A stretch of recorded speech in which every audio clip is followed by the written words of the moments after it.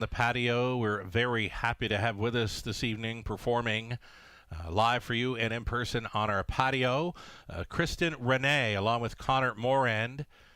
It's Connor, no stranger to the Camluck Classic, making his third appearance with us tonight on the patio. Connor is an award-winning alternative pop singer-songwriter from London, Ontario. He was crowned Best Pop Artist at the Forest City London Music Awards of 2020. And for Kristen Renee, also of London, Ontario, she got a heart tuned to the sweet cadence of country pop. She started her professional journey as a session vocalist at EMAC Studios in her late teens, consistently singing her heart out and showcasing her potential as a musical prodigy in the making. Very happy to have with us Connor and Kristen, your live entertainment. It's the party on the patio continuing. They're on board with us from 7 to 10 this evening.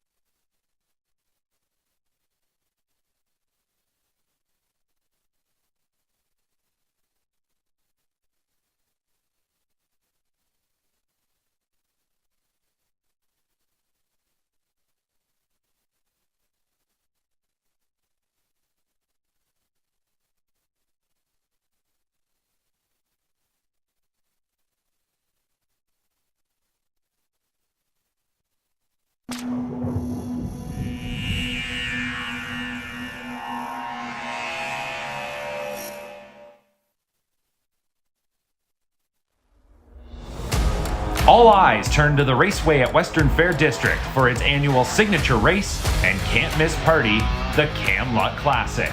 Honoring one of harness racing's most iconic stallions, the Camluck Classic has attracted another stellar group of free-for-all pacers set to square off under the bright lights of the raceway. It's showtime in the Forest City. The 2024 Camluck Classic starts right now on COSA-TV.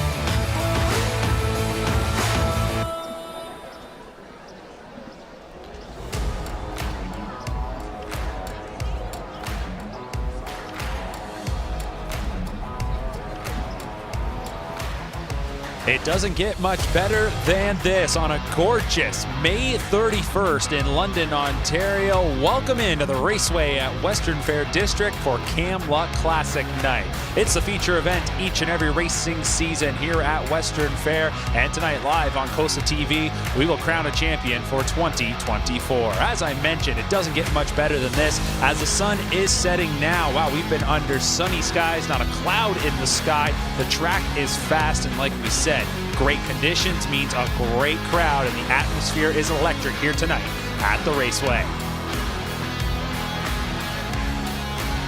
And there's a great view from high above here in the Forest City. You can see they're just packing the trackside apron and then up in the grandstand seats. And this year here on COSA-TV, we're right among the crowd. Exactly that. We are down on the trackside apron. Good evening, everybody. My name is Mark McKelvey. With me is Robert Reed Jr. for our coverage of the Camluck Classic. Well, as we said, it's a signature event each and every racing season here at the Raceway, and it is closing night for the season here in Western Fair, and it'll close out with a bang with the Camluck Classic and several undercard stakes. It's a great night of racing, and the fans have certainly turned out. Yeah, absolutely, Mark. You know what? I have the privilege of working every Tuesday night with broadcaster Sugar Doyle here at the Raceway.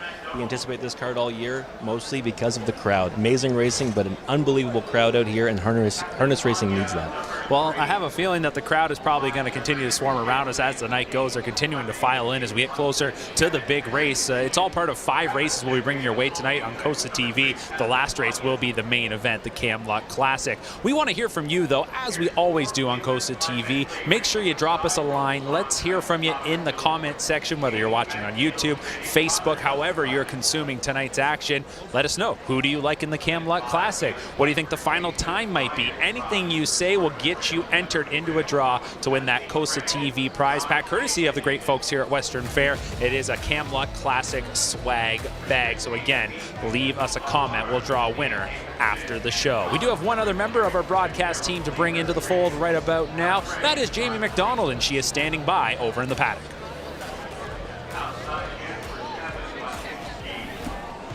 Thanks, guys. As you said, it's electric over there on the grandstand side, and it's absolutely the same here in the paddock. We have a jam-packed evening. Kicking it off with race 6, and they're out on the track, so any moment now. Race 6 is the City of London final. Moving on to race 7 is the London Classic Sailed Preferred Trot. Then we have a race 8 Bulldog Hanover Preferred Trot, and of course, our mares in the Forest City Invitational for race 9, and race 10, the big and bougie one we're waiting for, is of course the Camluck Classic. It's an invitational final for the pace, and we are so excited to cover these races for you and can't wait to have an action-packed show. All right, thank you very much, Jamie. We look forward to checking in with you throughout the evening. You see it right there, that 5-pack we're about to bring your way. Horses are on the track for race number 6, so we're going to take a quick timeout, and when we come back, we'll get right into the action. Don't go anywhere. You're watching coverage of the 2024 Camluck Classic right here on COSA-TV. The London Classic Yearling Sale, Canada's premier standardbred auction, returns October 15th and 16th to the Western Fair District Agriplex. Recent London sales standouts include O'Brien Award winners and millionaire performers, Logan Park, Fashion Frenzy, and Stockade Sealster. Leading North American consigners and yearlings by the sport's top sires, all under one roof in a world-class facility. Find your next champion at the London Classic Yearling Sale. Find out more by visiting londonclassic.ca. As the industry's leading sales agency, Preferred Equine's new online sales portal, Preferred Equine Online, offers the best online service available. Developed by our experienced sales team, the powerful new platform with cutting-edge technology makes buying and selling easy from the comfort of your home or office over any device. Our experienced sales team offers full customer service for buyers and sellers as it relates to the collection, distribution, and transfer of the horses offered. Sellers can enter a horse as easily as 123 with a searchable database while allowing comments, photos, and other documents. Buyers can view live pedigrees, past performances, and race videos. To view the sales schedule, create your account, or learn more, visit www.preferredequineonline.com or call our sales team at 914-773-7777.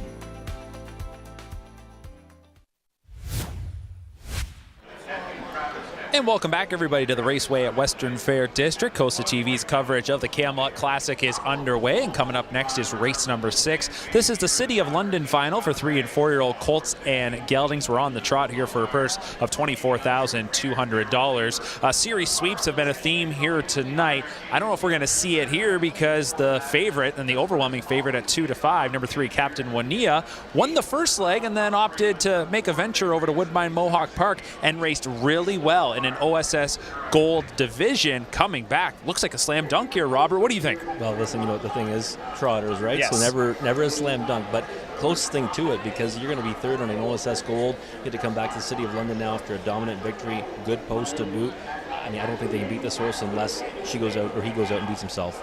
Well, we'll see what happens here, and they'll be going to the gate in just a couple of moments. But you mentioned it, they are trotters. It is a half-mile track. We've seen a few make miscues here tonight. In this group, though, he is the overwhelming favorite, the 3, Captain Juania, and it's Travis Henry who is in the sulky. Another horse that I've got a close eye on is number 5, Gaelic Piper, and that's because driver Jason Ryan is mic'd up, and I think we might be able to join him here in just a second, waiting for the cue from our crew. But he is wearing a mic, and throughout the evening we'll have a chance to have conversation with some of the drivers out on the track. So Jason Ryan, I think, standing by. How's it going out there?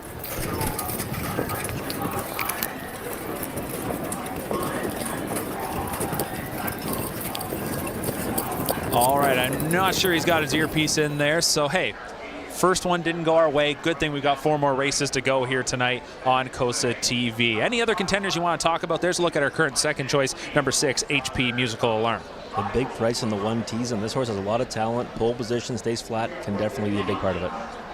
All right, so the starting gate is now in motion, and the horses are being called in for tonight's 6th race. City of London final for the boys on the trot. Will Captain Juania, who took the first leg convincingly by nearly 3 lengths, come back to Western Fair and score another victory? We're about to find out. The voice of the raceway here at Western Fair is that of Shannon Sugar Doyle. He is standing by with the call. In the center, then Gaelic Piper, HP Musical Alarm, Budinsky trailing out Arcadia Sealster. 8 trotters in behind into the stretch. Picking up speed, here they come.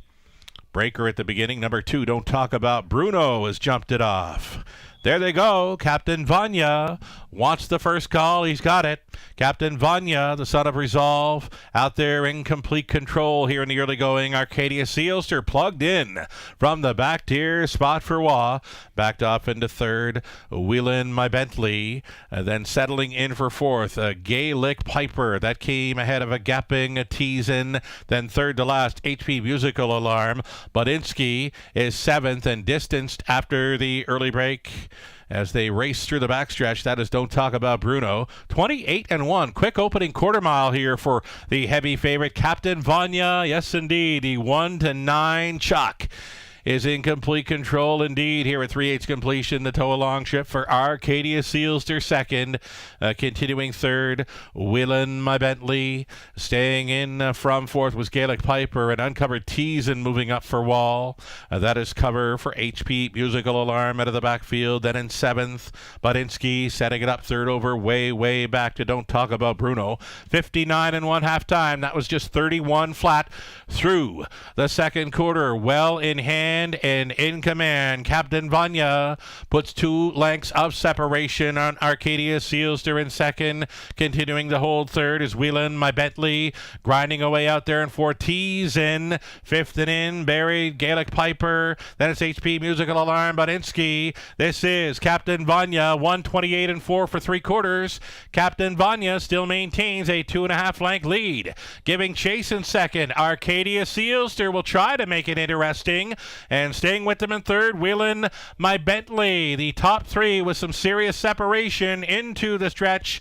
Captain Vanya still leading outside and challenging Arcadia Sealster. Captain Vanya signed, sealed, and delivered here in a City of London. 2nd best, Arcadia Sealster, then Wheelin' My Bentley.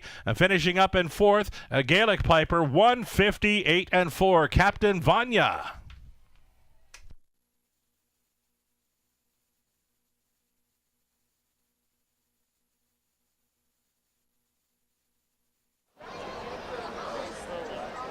All right, well, there you go. The heavy favorite does deliver. Arcadia Sealster did the best to try and challenge Captain Vanya down to the wire, but wasn't going to get there. 158-4 is the final time. And when you think about it, A mile like that over a half-mile track, any time of the year, it's going to catch your eye. And on an evening like this, it's a sparkling performance. Yeah, it was absolutely. We thought probably a slam dunk going into it, but went out there and improved on the track. And Arcadia Sealster, love it when a horse can plug in from the second tier like that. Hard to do these days on the small tracks, but he did it there, and he was rewarded with a second place finish. So Captain Vanya goes all the way, and it was a good opening quarter, 28-1, then got to back things down, 59-1, 128-4, 158-4 was the final time. Travis Henry was in the sulky, and the one thing about this vantage point down here, Robert, lots going on around us, folks trying to chime in, and you could just see how loud it was as they were coming down the lane. I expect it only to get louder as the night goes on. One thing that stands out to me, though, for Captain Vanya, this is a graduate at the London Classic yearling sale, so when it went through the ring as a yearling, it happened right across the road from right here, and the connections have to be really happy. And for me, you have to ask the question, what comes next? Third last time in the OSS Gold, so it looks like that one can be a player at that level, and that's got to have the connections really excited. Oh, absolutely. You know what, you talk about, being purchased at that sale. Well, you know what, we see a lot tonight. A lot of things come full circle, Mark. You're going to see it throughout this broadcast tonight. Horses that, love this venue, come back to this venue, and have success here. So congrats to the connections of this horse, and I think all day golds throughout the season and can certainly make some good money there. So the winning trainer is Shannon Henry. You can see her right alongside the bike there is Travis Henry, helping out the family, getting the job done in the sulky. Trevor Henry Stables, Jim Fleming, and David Hudson share ownership on this gelded son of Resolve. The Resolve crop's not the biggest since debuting, but they seem to deliver. A lot of those have really caught our eye. Here could be another one. This a 3-year-old gelded son. How did the Yankee Glide mare miss everything and is now 5 for 14 and didn't race as a 2-year-old, and you like to see that patience pay off for connections. Yeah, making up for lost time, right? Having a real good start to the 3-year-old campaign, and we see that a lot now, right? I mean, that patience typically pays off. Wait for horses to mature, wait for them to grow, and now the dividends are coming on Captain Wanya. So that mile right there was 158-4. Now it's not going to get anywhere close to the track record, which is actually held by Duly Resolved. So talking about another son of Resolved, won a mile of 155-4 back in October of 2022 in a gold event right here at Western Fair. But the season is young, and Captain Vanya will look to continue to take steps forward. Trotted that last time out in 153-3, finishing third behind Griff, who was the winner, and that one's off to a great start in its 3-year-old campaign, having won the SBOA and then taking a gold division last week. So Captain Vanya exits the winner's circle, taking our first race here tonight on COSA-TV in 158-4. So a bit of a heavy favorite there to deliver in tonight's 6th race. We'll see if that theme maybe continues or if we can find some prices as the night goes along. I know you've handicapped this program from top to bottom. One thing about it is it stakes action pretty much throughout. That usually seems to tend to lower prices, but when they don't come through, boy, it can really light up the tote board. Oh, absolutely. Short favorites, right, that they might deliver, throughout the night, but you get one beat and you'll see those multis pay huge or those exotics pay huge. So I think we'll see an upset or two throughout the evening. So you can see it right there, 210 across the board for Captain Vanya taking race number 6. $2 exactos, $5.70. Arcadia Sealster, I think the connections will not be hanging their head at that one. That was a good effort from the second tier to finish runner-up. So 3-8-4-5, your top 4 in race number 6. Time for another commercial break. When we come back, we'll start to dive in a little closer to tonight's main event, the Camluck Classic. Don't go anywhere. Coverage continues here on COSA-TV. Love horse racing? HPIBet.com is Canada's leader in online horse betting. Access thousands of live races from hundreds of tracks worldwide instantly. Enjoy the most advanced betting tools like AI Smart Picks and exclusive cashback rewards you won't get anywhere else. Join today and get up to $100 in free bets. Get the ultimate horse betting experience with HPIBet.com. Harness Racing Update features the sport's most talented and provocative lineup of writers. Garnet Barnsdale, Dave Briggs, Murray Brown, Frank Ottolo, Ron Gerfine, and Thomas Hedlund, as well as Bill Heller, Bob Hayden, Dean Hoffman, Victoria Howard, Chris Lomon, and David Mattia, and also James Platts, Bob Roberts, Sandra Snyder, Brett Sturman, Jay Wolf, and many more. See what everyone is talking about. Subscribe to HRU today for free at harnessracingupdate.com.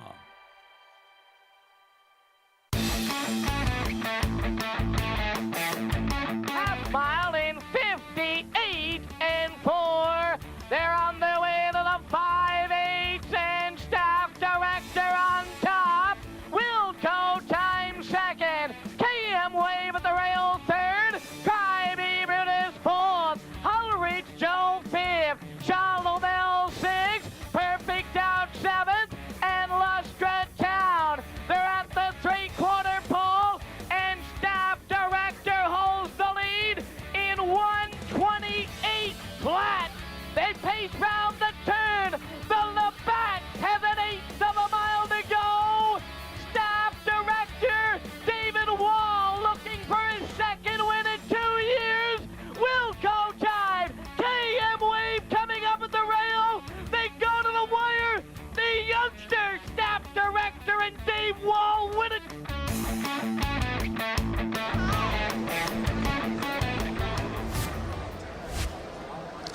Welcome back to COSA-TV. There was our first trip down memory lane. We'll be doing that throughout the evening as we took a trip back to 1985. Staff Director and Dave Wall winning, which I'd have to check what the name of the race was at the time. It's had a few different names. I think it was the Labatt Pace, the Molson Export, Molson Pace, now the Camluck Classic. But this race has a rich history dating back all the way to 1972. But there you have it, 1985 Staff Director, who won a few big races in its career, to say the least. Second winner ever of the North America Cup. And how about Dave Wall? They called him Mr. OSS. And we'll talk a bit more about the Ontario Sire Stakes as the night goes. Here's a look at the field for race number 7. It is the London Classic Sale Trot. So fitting that we were just talking about Captain Vanya being a graduate of that sale. And here we've got some horses that are very familiar to the scene here at Western Fair. And I think they're even teeing this up as a bit of a showdown of some track record holders. They certainly are. You got El Toro Loco actually lowered the track record a couple months ago, and then just recently the Great Reset actually lowered that track record. So it's kind of a showdown between those two, but the entire field, Mark, is really solid in here. I mean, they put together a couple of really nice preferreds tonight on the undercard, and I'm looking forward to this one. Yeah, so we'll talk about this race in a little bit, but we still got a bit of time, so why not talk about a couple of our feature events? We do have the Camluck Classic in race 10. We also have the Forest City Pace, and that is the mare counterpart to the Camluck Classic. Trainer John Pentland was scheduled to send out a pair of starters. Unfortunately, Cheesy Smile has been scratched here this evening and is out of that race. I'm a Doll will still go forward, but we did have a chance earlier in the week to make a trip out to Dorchester Downs, and that is exactly where John Pentland is stabled. So while some of this information might not continue to be relevant right now, still learn a little bit about this pacing mare duo for trainer John Pentland. Hi, I'm John Pentland, and I have 2 mares in the Forest City Pace tonight. I'm a Doll and Cheesy Smile. Cheesy Smile was a hell of a 2-year-old, good 3-year-old too. Kind of a filly that races better from off the pace. And half-mile track, she gets around really well. I don't expect to see her near the front, but hopefully it sets up for her. I'm a Doll didn't have quite as much luck as a 2-year-old as we were hoping. As a 3-year-old, she came right around, made 150, won the Kin Pace, second in a couple of golds. Come back well this year. She can leave like a runner, so I expect her to get a call early in the race. The girls all get along really well. Both I'm a Doll and Cheesy, they're best friends. They go out in the paddock every day together. They seem to race against each other all the time. Tori McKinnon, she's been Cheesy's groom ever since we bought her. And so Tori takes it on the chin a little bit sometimes, a little harassment towards Cheesy, but it's all in good fun. And I'm a Doll, I gave a piece of her to my girlfriend for Christmas, and so we've had a lot of fun, Al Bowden, Sherry, and I. I've had a bit of luck with filly pacers over the years. I find them actually relatively easy to train. We're not hard on them. We train a lot, we don't train hard. Seems to work for us. But you know, if they have a good go-ahead attitude and you're gentle with them, I think you can get places with them. Yeah, I'm looking forward to racing on Camluck night. One of my biggest thrills I ever had is I was first and second in a gold years ago with Luck and Michelle and Jan's Luck. And being my home track, it was quite exciting on Camluck night. So maybe we'll have a little luck this year.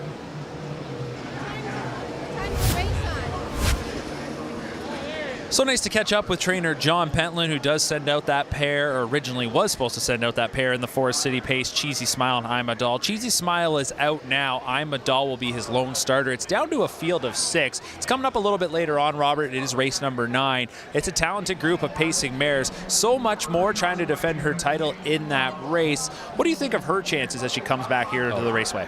I love her in this spot. I really do, Mark, because you know what? She's been going tooth and nail with some of the best pacing mares on the planet it week in and week out at Mohawk Park. And this is a strong field top to bottom, but you've got horses that are facing, restricted company against 4-year-olds, and now they have to go into deep waters against one like So Much More. I love her chance to repeat.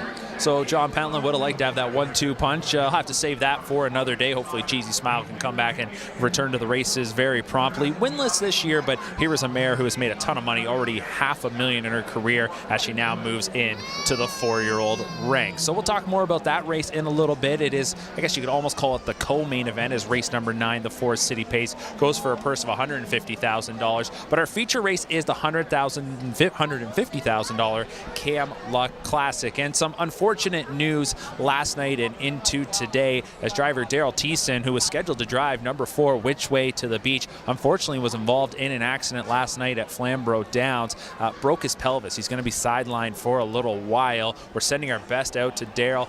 Tough. He posted a couple messages on social media. You just feel for him, as this was going to be a big opportunity for a driver who's been seeing his stock rise in recent months. Yeah, you know what? I'm just hoping for a fast recovery, right, for Daryl. He's come back from stuff before, and I think he'll certainly do it again. But he certainly worked his way into position to have a big night ahead of him tonight. So everyone's cheering for him, and I have no doubt that he'll come back stronger than ever. Well, I'd have to think Daryl is likely tuning in. So like we said, wishing you the best for a speedy recovery. Hope to see you on the track very soon. So we do have a driver change on Which Way to the Beach in the Camluck Classic. Travis Henry will now pick up that drive. So a little bit of the housekeeping is out of the way. Race number 7 is coming up next as we flip back to our attention to this nice looking preferred trot. It is the London Classic Sale. It is a field of 8 to go forward. You do some great work all season long here at the Raceway. You're familiar with these horses and their tendencies here. When you look at this group, is this kind of getting the best finally together here on this night? Oh, it certainly is. Yeah, no, this field's a fantastic field they put together in here, and again, we talk about the showdown between the two, recent track record holders, but top to bottom, it's a fantastic group. But my best bet of the night is in this race, Mark, and it is the one El Toro Loco, who is unfortunately 4-5 right now, but I just think he's really primed for a big effort in here. Well, we still got a few minutes to the race, so we'll see if the odds do fluctuate a little bit. The Great Reset is coming in off the track record effort of 155-3. Owner, trainer Lauren House has actually had to hand the lines over to Jason Ryan. Obviously, he's done a great job setting that track record last time out. He battling an injury of his own is Lauren House, so we'd like to wish him a speedy recovery as well. But when you're sitting on the sidelines and you got a horse like that making you some money setting track records, probably makes sitting on the sidelines a little bit easier. Definitely does. I know he's chomping at the bit to come back, right? It just shows how tough the sport can be, right? I mean, 2 drivers that drove night in and night out here, both sidelined right now. But the Great Reset, big, beautiful chestnut, and he has had a fantastic season. Real speedy horse off the car, versatile type, and he'll certainly give it a go here. Surprised right now he's sitting at 5-1. Lots of time to post on, I get it, but 5-1's a big price on him. Yeah, it definitely is. It's certainly catching your eye, and if you want to find some reoccurring themes throughout the evening, here's another son of Resolve after we just saw Captain Vanya take race number 6. Now this race is named the London Classic Sale Preferred Trot. The London Classic Yearling Sale has already had 2 editions, and edition number 3 will be coming up this October right here at Western Fair, as it is closing night for the season here at the Raceway at Western Fair District. They'll pick things back up as we enter the fall, and it becomes a busy time. When you think about it, you get to the fall, you got the end of the OSS season, the yearling sales season, a lot that is going on. So lots to look forward to, and you have to think for the team here, while it's nice to have a little bit of a break, they don't really ease back into things once they hit October. No, they jump right back into the deep water, right, with all kinds of what's neat about the season too, right, is their driver's title, their trainer's title, all the titles go over the course of the calendar year. Right, so there's this part of it, and there's the break, and then they come back. Garrett Rooney, by the way, he's aboard El Toro Loco in this race, having a career season. I mean, Tyler Boy's been more part-time here. It's opened the door for him to really, show what he can do, and he's been winning 3, 4, 5 races sometimes in a night.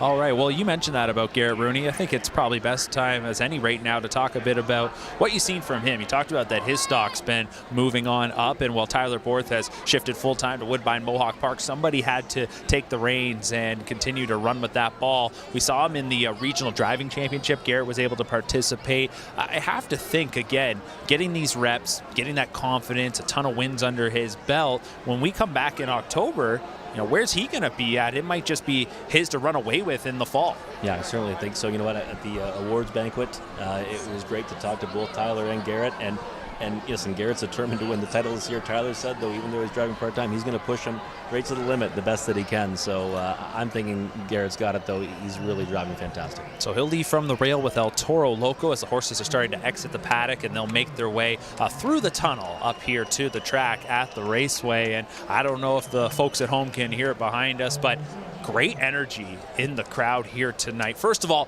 you need nice weather, and Mother Nature has cooperated so well, but the fans have turned out, and it's a big kudos to the team here at the raceway, getting these fans to the track, and looking forward to the showdown they will see coming up later tonight in the Camluck Classic. So the horses are stepping out onto the track. Let's meet the field for the London Classic Preferred Trot. One is El Toro Loco, Robert's best bet of the night. Garrett Rooney in the bike for trainer Steve Bossens, 2 for 7 on the season. Last victory was 4 back on April 22nd at Woodbine Mohawk Park. The 2 is Cena Magician, driven by Anthony Hahn. Trainer Jennifer Pinkerton has won 2 of his last 33 career victories, just shy of $400,000 in lifetime earnings. And Anthony Hahn, who will be driving Cena Magician, is wearing the microphone, so I think following the post parade we will, fingers crossed this time, have a chance to check in with him. Next up is number 3, Insanity, a 6-year-old gelded son of Muscle Mass. Ben Hollingsworth trains for Michael Goldberg. Bob McClure will do the driving. 2 wins on the season, 5 runner-up finishes from 15 tries. Last win was 3 back in the preferred right here at London. And the 4 is Treasured T. Scott Young aboard for Francis Guillemette. Horse that does have a win 3 starts ago for over $400,000 in lifetime earnings, 30 career victories. Scott Young, very excited, Mark, to drive here tonight. I know we gave up quite a few drives at Mohawk Park to stick around the whole evening this evening. Yeah, we'll see Scott Young in our feature event as he'll be behind Ron. Here's number 5, the track record holder, the Great Reset, Jason Ryan, driving for trainer Lauren House. 1:55.3 was the mile time last time out to set that track record, and only won by 3/4 of a length over Marvin Hagler. And there is Marvin Hagler, the 6, driven by Brett McDonald from Mark Macquarie. As disappointed as the favorite in each of his last 2, just 3 for 12 this year, but 11 for 33 last season. Certainly capable in here with the right kind of trip. Canada's leading driver James McDonald will be behind our Royal Port. That's your number 7 horse in this field of 8 for trainer Gerard Demers. Back-to-back victories over half-mile tracks at Flamborough and right here at Western Fair. Trying to make it 3 in a row. Tough starting spot, though, tonight. And we talked about Tyler Borthwell, one of his favorite horses to drive, the 8, Johnny Buckshot. Difficult trailing post for this one this evening, but has won 3 of his last 4. 2 of those victories were right here at the raceway. If he can get away clean from out there, right now he's been on the gallop right now, but if he gets away clean from that trailing post, he'll be a factor. All right, so there is the field of 8 for the $15,000 London Classic Yearling Sale Preferred Trot, a race that should be a dandy of a contest when you get these veterans all together. A lot of talent. Speaking of veterans, how about the 10-year-old Cena Magician? Anthony Hahn is in the sulky. I believe we have him mic'd up. Good starting spot here tonight, Anthony. What do you think of your chances in what is a pretty deep preferred trot? Yeah, I like my starting spot. Like you say, it's a pretty deep bunch. It's there's only probably 1 of 5 or 6, 7 horses could win it, I think. I've never driven this horse before. I'm looking forward to driving. I think he always seems to race good and give a good account of himself. So I'm hoping I can get him in position to give him a shot. Big crowd on hand here tonight. That has to get the juices pumping a bit for everybody that's racing here this evening, doesn't it? Yeah, absolutely. It's always nice to race in front of a crowd. You know, you're racing all winter, and obviously not as many people coming out. It's almost kind of the start of stake season and start of the summer, so it gets you excited. Better horses coming around, and so yeah, it's pretty cool. And Cena Magician, Anthony, he's kind of, starting to find his old stride again in recent efforts from outside draws. Nice post for you today. Is this a spot you're going to want to go forward off the switch? Oh, I think so. I mean, you got to go forward from here. You'll get it at last. You know, there's a lot of speed in this race. All around. Johnny Big Shot, even from Mayhall can push his way through. So you got to use any kind of advantage you have for sure. All right, well, Anthony, we'll let you focus on the task at hand. Best of luck with Cena Magician here in the Preferred Trot. Thanks, guys. Appreciate it. All right, there's Anthony Hahn as he is driving number 2, Cena Magician, for trainer Jennifer Pinkerton. Here's a horse that over the course of its career has made nearly $400,000. Now a 10-year-old and still appears to be going strong. You mentioned it, has some recent victories and has rounded into nice form this spring. Yeah, he's kind of lightly raced last season. He's only had 9 starts so far this year, but every single year, Mark, it seems that he kind of just finds his best at some point, and then he racks up some victories to to put some dollars in the bank. So a real classy veteran who I've always loved watching race on the B tracks and even on the big track when he makes a trip to Mohawk Park. All right, so the field of 8 will be called in just a couple of moments. Still time to wager. If you are playing along with the races tonight, don't forget to go to hpibet.com. And looking right now at the betting board, even money on the 1 El Toro Loco. And then as we go across that board, still 5-1 on number 5, the Great Reset. I know moving back up to the preferred and the victories have been at lower classes, but off that last mile, I mean, speed kills, so they say, and speed like that might be able to carry here tonight. You have to be enticed by that price. A little bit. The only little problem I have, Mark, is that there's so much speed the inside of him, right? El Toro Loco is going to probably go forward tonight, going down to the pole position, so he's going to push out a little bit. We just heard Anthony Hahn say Cena Magician's going to be going forward off the gate. Insanity can leave like a rocket, and Treasure T can also go forward. So what's the triple click for the Great Reset? I mean, that's probably why he's sitting at 4-1 right now, but pretty rare that you see a horse break the track record one start and then come back and be this kind of a price. And you have to keep your eyes on that second tier. We were watching it closely in race number 6. Arcadia Sealster from the second tier ended up finishing second. Number 8 here is Johnny Buckshot, who I think is definitely a player. Won last time out at Woodbine Mohawk Park in 155. And if El Toro Loco's going forward like you expect, or even Cena Magician, from that second tier, Tyler Borth's probably getting away in the upper half of this group, you'd have to think, and certainly could be a factor, and the betting board says that at 5-2. Yeah, and El Toro Loco's one too that might try to get away and then come first over. He's comfortable doing that, and I think he's good enough to do it in here. And if that happens, Johnny Buckshot's on his helmet. Look out, because he can actually close really nicely. He did so 3 starts ago when he won right here at the Raceway. So, you know what? You look at a horse like him, 2 wins in the preferred ranks here at Western Fair. With recency, yes, there's been a bit of time between starts, but, I mean, you could certainly, take 5-2 on Johnny Buckshot if you're a big fan. Yeah, and again, I look at this group and I think it's pretty wide open. It's competitive. It's exactly what you want to see. Ben Hollingsworth sends out number 3, Insanity. Bob McClure's going to pick up the drive tonight, and a horse that 3 back won the preferred. Ben is standing by in the paddock with Jamie. Thanks, guys. Yeah, I've got Ben here with me, who, like you said, sends out the 3 Insanity with Bob McClure. And a new driver tonight. Obviously, Bob's a great driver, so he can kind of switch on and off any horse, and he knows what he's doing. But how is it kind of on your end, switching drivers and trying to find someone that hasn't driven your horse lately? It doesn't really matter with this guy. He's pretty good gated and stuff, so he can really leave fast. So he's pretty, just like driving a pacer is like what I tell him, so he's easy. And he's a bit in the preferred, kind of in and out over the last few starts here, and kind of in the money every time. So just sending him out from your barn, kind of what are you expecting tonight, and how are you feeling? He's a bit of a long shot in here. There's some really good horses in here. The horses he's chased all winter, really. But there's, he's trotted 57 around here lots and finished 2nd, 3rd, 4th every night. It's just tough. Perfect. Thanks so much. No problem. Thank you. Over here for James MacDonald, getting away up close in 2nd, Insanity, and traveling 3rd, Cena Magician, then away in 4th, Johnny Buckshot. 5th, Best Away for Treasure T. Then came the Great Reset. 7th is Marvin Hagler, well behind at the start, and the subject of a judge's inquiry will be the one, El Toro Loco. Hold all tickets. El Toro Loco missed the start. Opening quarter mile clocked up in 28-2. Front ending tonight.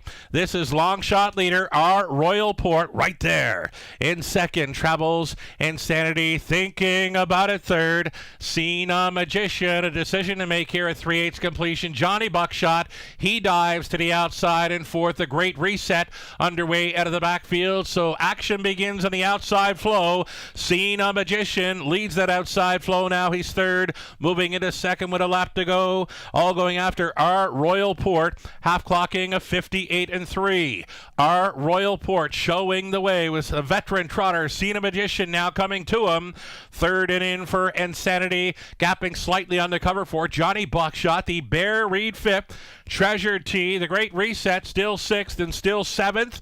Marvin Hagler, never in it, was El Toro Loco. Down the backside. Final time. Our Royal Port continuing to do good things up front at 14-1. He broke the beam at 3/4 in 1, 27-1, and he's still going strong. Our Royal Port back on for 2nd. Insanity traveling out there in the 3rd spot. Cena Magician. Then came Johnny Buckshot, widest of all as they make the swing. performing the Great Reset. This is our Royal Port. Our Royal Port. Set to go downtown in London for a London Classic Sale preferred victory on Camluck Classic Night. For second, Insanity. Up for third, Treasure T. Big prices in the top three here. 157-1.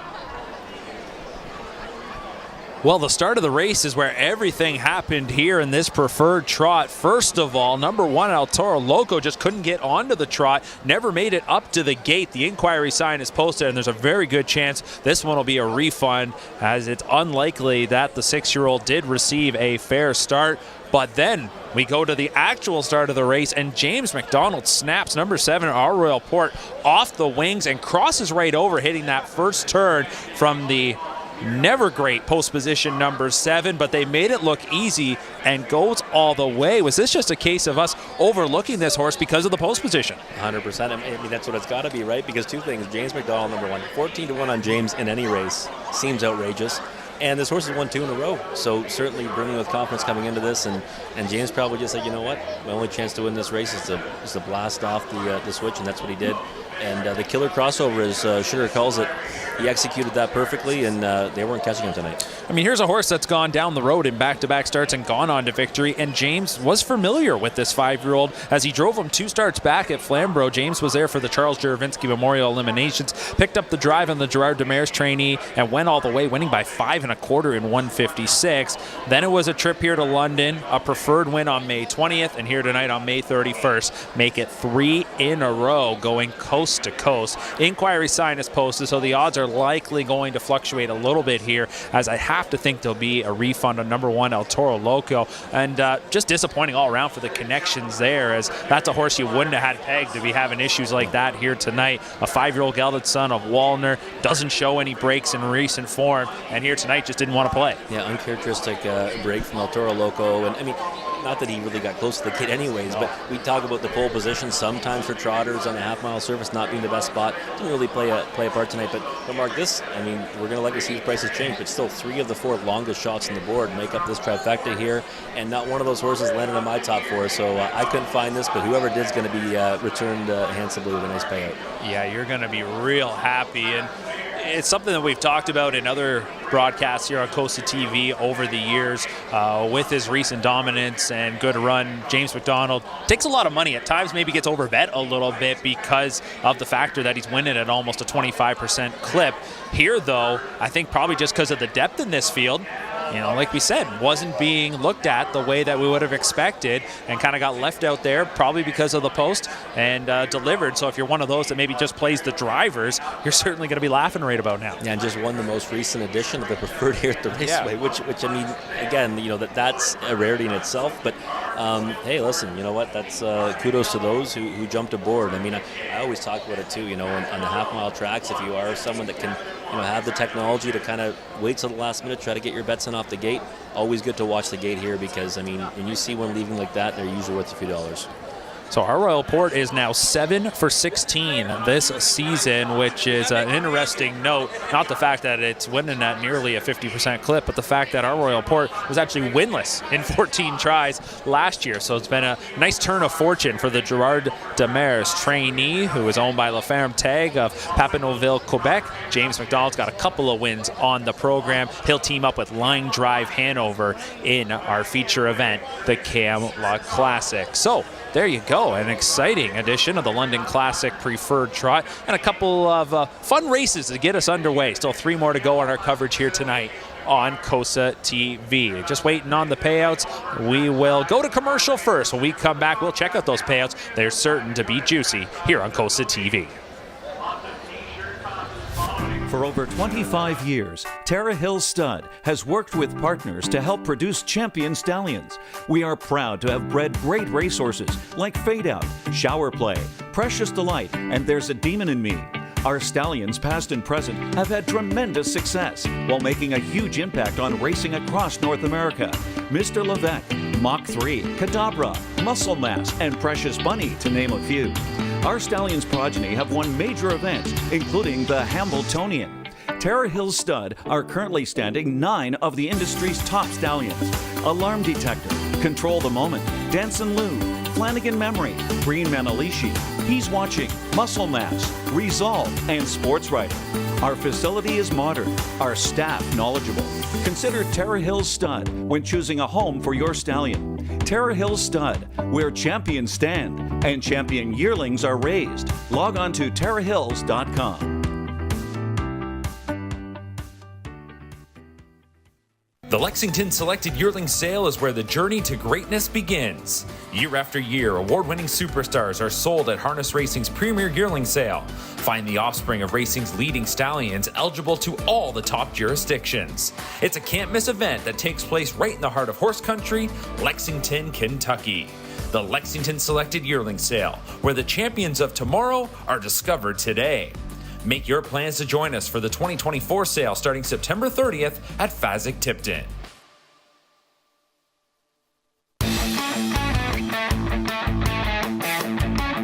Quarters coming up, quite a sensation. On the outside, me got a bread in 1:27 flat. Pacing around the turn, down to an eighth of a mile to go. The once world record by line time. They've got a shot. Me got a bread on the outside. Quite a sensation. High class Minbar. Coming up now is Atlantic Flyway and Umbro Cruiser. Look at the finish. Me got a bread.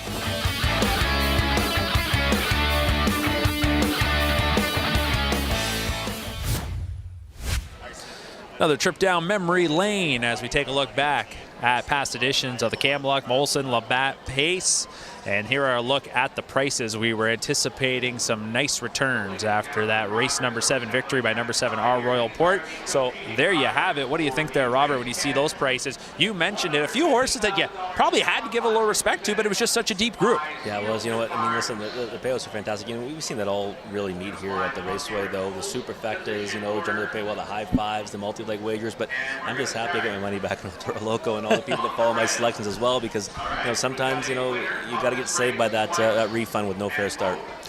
So it was a refund of number 1 El Toro Loco. So Our Royal Port doesn't end up at that 14-1 price, but nonetheless still a $15 winner. Right now here at the Raceway, they have brought over the drivers that are participating in this year's Camluck Classic for the driver introduction. Always a nice feature on Camluck Classic night. There is Louis Philippe Waugh. He'll be driving Hullabaloo. We've met him. Let's meet the rest of the drivers. Let's go once again to Shannon Sugar Doyle. With a great set of hands for the Trotters, he comes back home tonight to drive in Canada's richest race for older pacers. Dragon on the Beach gets London's own Tyler Worth. With $20 million in purse earnings during his 15 years in the sulky, he's come a long way since his earliest racing days in Manitoba. A career best $3.2 million season in 2023. He's now driven the fastest horse in Canada this year, and that 1:47.4 performer is with us here tonight. Driving Blue Hunt, Travis Cullen. Driving Standardbred since 2010. He's put up a pair of career best $2 million seasons in his last two. He's now become one of the top drivers on the half-mile tracks of Ontario, and he's one of the best right here in London. It's a catch-driving world, and he's here for Which Way to the Beach. He's Travis Henry. Driving 15 years in Ontario, he's earned over $14 million in the race bike during that time. He was the upset winner of a $500,000 race back in 2020, and he would love to be the upset factor here again tonight. Could Ron be the answer in this year's Camluck? He might be with Scott Young. He's a multi-O'Brien Award-winning driver and comes in off a career-best $10 million driving season in 2023 after a runner-up finish with Tattoo Artist in the Camluck Classic of 2022. He'll try to get it all tonight with a Canadian record holder in Line Drive Hanover. Welcome back, James MacDonald. Now into his 14th year of driving, he's raced across all 3 maritime provinces and now spends much of his time racing over the tracks of Ontario with his owner from Fredericton, New Brunswick, his wife from Tyne Valley, Prince Edward Island. Here with American history is Dale Spence. He's the Hambletonian winning driver of 2019 and is a lifelong pilot of the reigning Horse of the Year in Canada, Sylvia Hanover, nearing $50 million in career earnings. He was a 3rd best finisher in last year's Camluck Classic, and he returns to pot at Poseidon Seal Street tonight. Welcome back, Bob McClure. Ladies and gentlemen, a round of applause for our Camluck Classic presented by Sealster Farms drivers. Now set for some Camluck Classic tea giveaways along the fence throughout the grandstand. You'll have to make some noise. Let these competing drivers hear you if you want a Camluck Classic tea on Camluck Classic night here at the Raceway. Always nice to get those introductions of the drivers participating in the Camluck Classic and a little crowd interaction as they toss some t-shirts out. When we were in our last break, a lady stopped by. She really wanted a t-shirt. I guess I should have told her to stand by the rail and get her arms in the air as the drivers are tossing them out right now. So that's the field of 8 drivers that are going to be partaking in this year's Camluck Classic. You will note a Canadian feel to it. No U.S.-based drivers coming up this year for the Camluck Classic. Really the one U.S.-based horse coming in, that being Hullabaloo, will be driven by Louis Waugh. He very familiar with the Burke stable. But I have to say, I kind of like seeing the locals partaking in this year's race and having that chance at one of our richest races on a half-mile track. No, it's really nice. It really is, Mark. You know, I was kind of pleasantly surprised when I saw that because we don't usually see that, right? So love to see our guys up here getting the chance to hoist the trophy for the Camluck Classic, and we'll certainly see that tonight. So you heard Shannon Sugar Doyle talk about the different drivers and where they're winning races and where they are able to apply their craft. Travis Henry is a mainstay here at the Raceway on the half-mile oval. Some of them drive on the big tracks at Woodbine Mohawk Park, which is 7/8 mile oval. How about the horses, though, and how familiar are they to the half-mile tracks? Well, you'll see right there each horse and how many times they've raced on a half, how many times they've then been able to win on a half-mile track. And the experience edge no doubt goes to Hullabaloo. 38 career starts on a half-mile track, has the rail starting spot, a winner of the Borgata. Does he have that advantage, or is this just such a veteran group that you don't read too much into those experience? You know, I saw the draw. I said he's got a huge advantage. I really believe that. I mean, you've got the pole position. You kind of get to decide it, right? And Louis Bois, very familiar with winning this race. He's familiar with this surface, and I mean, I think he's going to, give him every chance to win. And he might want to cut it out. He might want to let one go and try to sit a 2-hole trip, but I just thought when this draw came out, everything goes through Hullabaloo here. There's no question about that. It's still a wide open race in many aspects, Mark, but again, the whole race goes through him with the rail. You see Line Drive Hanover there. He is probably going to be the second choice in this race. 9 career starts on a half. He's actually won 4 of those, and he is a Canadian record holder on a half-mile track after a sparkling mile in the Juravinski last season. So maybe that catches your eye, is his winning percentage on a half-mile track. And I also have to think even a horse like American History, it's a great opportunity for driver Dale Spence here tonight. But here's a past Breeders' Crown champion. There's so much back class in this field. And how about Blue Hunt, who just went a sub-148 mile last weekend at Woodbine Mohawk Park? This is a real nice group for this year's event. Yeah, Blue Hunt's the X factor, right? I mean, it's crazy to say that about a horse that just went out and paced at 47-4, but we don't know if he can go with these types yet. I mean, time's one thing, but going with these types is another. And you mentioned American History. How about a horse able to reinvent himself like he's done? I mean, a horse that typically was really good on the engine or close to it, and now he's plying his trade as really a stone-cold closer. He's at his best now when he comes from off the pace, and this race could get wild early. Maybe he could pick up the pieces late. So it's going to be a fun one. That's coming up in race number 10. It is the Camluck Classic. Before we get to that, we've got 2 races to go, including our preferred pace, which is named the Bulldog Hanover. Talk about a great pacer. Bulldog Hanover, that remarkable year just a couple of years ago, the world's fastest pacer, 1:45.4. And the folks here at the Raceway at Western Fair done a real nice job to honor him. I mean, they had the Bulldog Brew last year. You see them all over the marketing, and again, naming a race here tonight, the Bulldog Hanover Pace. Very fitting, I'd have to say. Oh, it really is. I mean, the Bulldog Brew was amazing last year, and the swag they've got this year for Bulldog is really incredible. And for me, Mark, you know what? He did things I've never seen other horses do, and some horses I may not have seen race live, but he's my goat. I mean, he's my greatest of all time, Bulldog Hanover, and I'm really happy to see him get honored like this, this early after him stepping away from the game. So it's a lot more than just racing here tonight. You saw the Bulldog Brew, you see the concert that's going on, and they've also got a tent set up just down to the east end of the apron where folks can drop by and check out some Ontario Sire Stakes memorabilia. This is the 50th anniversary of the OSS program, and the OSS has put together a nice little traveling road show, I guess you could call it, as they're going around to all the tracks across the province, setting it up, allowing fans to drop by, take a peek, leave some of their favorite memories, maybe win some prizes. So OSS action has been part of the card here tonight. Grassroots for 3-year-old Pacing Colts have been taking place. None of that will be on our coverage here tonight on COSA-TV, but do go to the Ontario Sire Stakes website, go to their social media, find out when that traveling roadshow is coming to your local racetrack. Make sure to drop by and check it out. A lot of cool history pieces there, including one banner that really stood out to me, Robert, and that was the list of all the millionaires, Ontario sired millionaires, horses that made over $1 million. It just shows how deep and how impressive of a group we've had over the years here in Ontario. That certainly continues. Ontario sired, but sired to take on the world, I guess you could say. Yeah, no, I agree. Listen, it is the best program in the world. And I mean, for me, Mark, I grew up, traveling around all the tracks in Ontario, going to OSS events.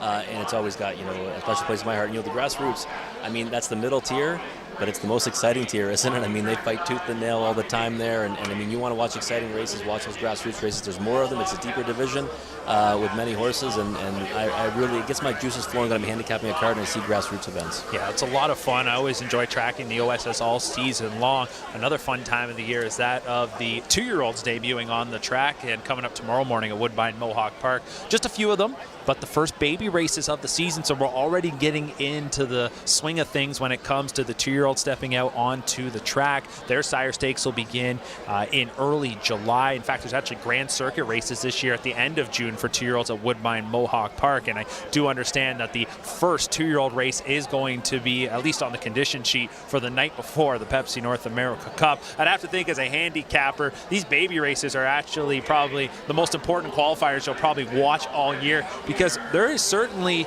some hidden gems to be found in those qualifiers before they do debut. Always. You know what?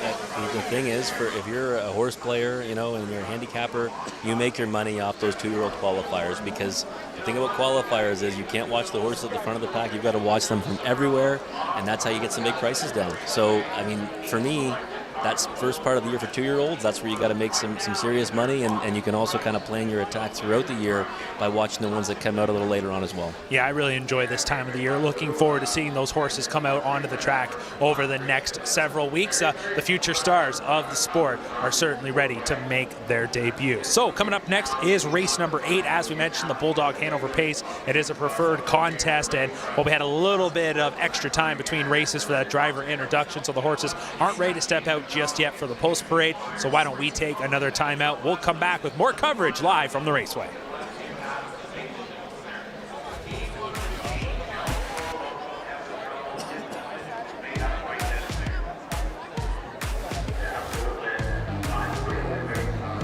The London Classic Yearling Sale, Canada's premier standardbred auction, returns October 15th and 16th to the Western Fair District Agriplex. Recent London sales standouts include O'Brien Award winners and millionaire performers, Logan Park, Fashion Frenzy, and Stockade Sealster. Leading North American consigners and yearlings by the sport's top sires, all under one roof in a world-class facility. Find your next champion at the London Classic Yearling Sale. Find out more by visiting londonclassic.ca. As the industry's leading sales agency, Preferred Equine's new online sales portal, Preferred Equine Online, offers the best online service available. Developed by our experienced sales team, the powerful new platform with cutting-edge technology makes buying and selling easy from the comfort of your home or office over any device. Our experienced sales team offers full customer service for buyers and sellers as it relates to the collection, distribution, and transfer of the horses offered. Sellers can enter a horse as easily as 1, 2, 3 with a searchable database while allowing comments, photos, and other documents. Buyers can view live pedigrees, past performances, and race videos. To view the sales schedule, create your account, or learn more, visit www.preferredequineonline.com or call our sales team at 914-773-7777.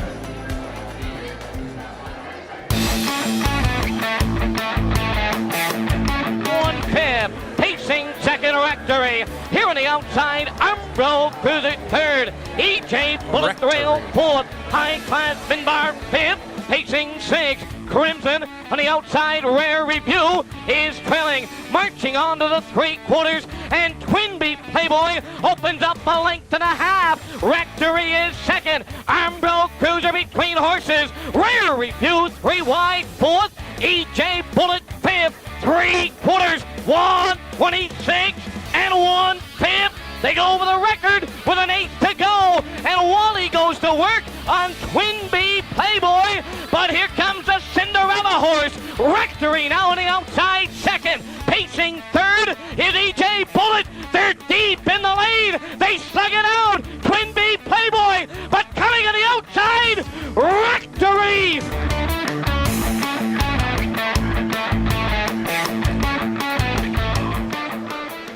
Always love watching those throwbacks to past editions of the Camluck, going back to 1988. Rectory for John Brooks in a track record time, 1:55.4. Here we've got some older pacers set to square off in race number 8, the Bulldog Hanover Preferred Pace. Bolt Power was the one you just saw a moment ago. Garrett Rooney is driving for trainer Marielle Enberg. 2 is Ideal Perception, a veteran of these half-mile preferred contests. It's Anthony Hahn for trainer Tony Beaton. Number 3, Doc's Philly Cheese, Alfie Carroll for trainer Britt Kennedy. And now here's number 4. Number 4, Holly's Treasure for Colin Kelly and Cassidy Schneider. 5-time winner this season, $168,000 in lifetime earnings. Next up will be number 5, It Takes 2. Jason Ryan is driving for trainer Scott McNiven.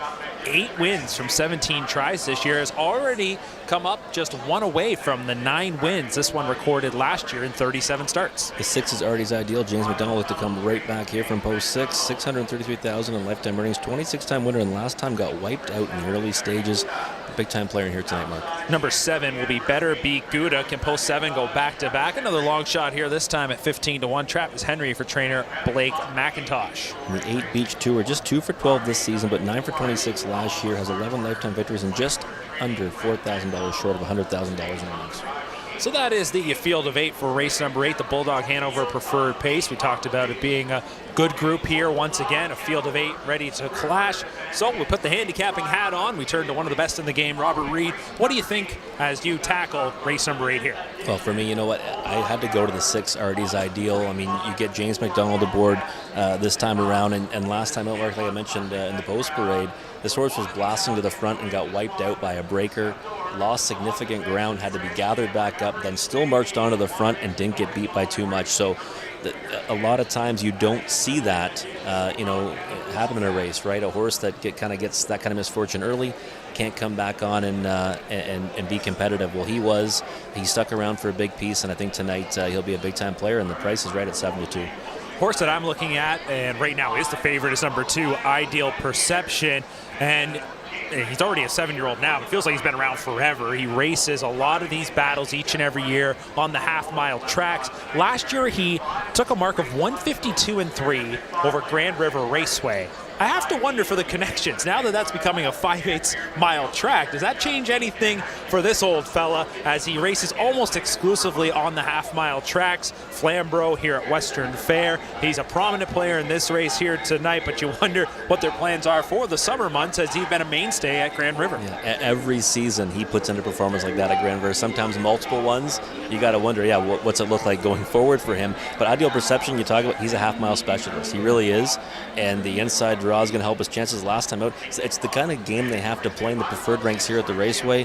You win 1 week, you get percentage the outside the next week, and then you have to kind of pick your poison. Do you race the same kind of hard mile, or do you kind of take back and try to see if you can get off the back end? Walt last time, he raced off the back end and it didn't work out for him. He's a speed type. Tonight we'll see him back on the point. He's got 4 wins this year after posting 9 last year.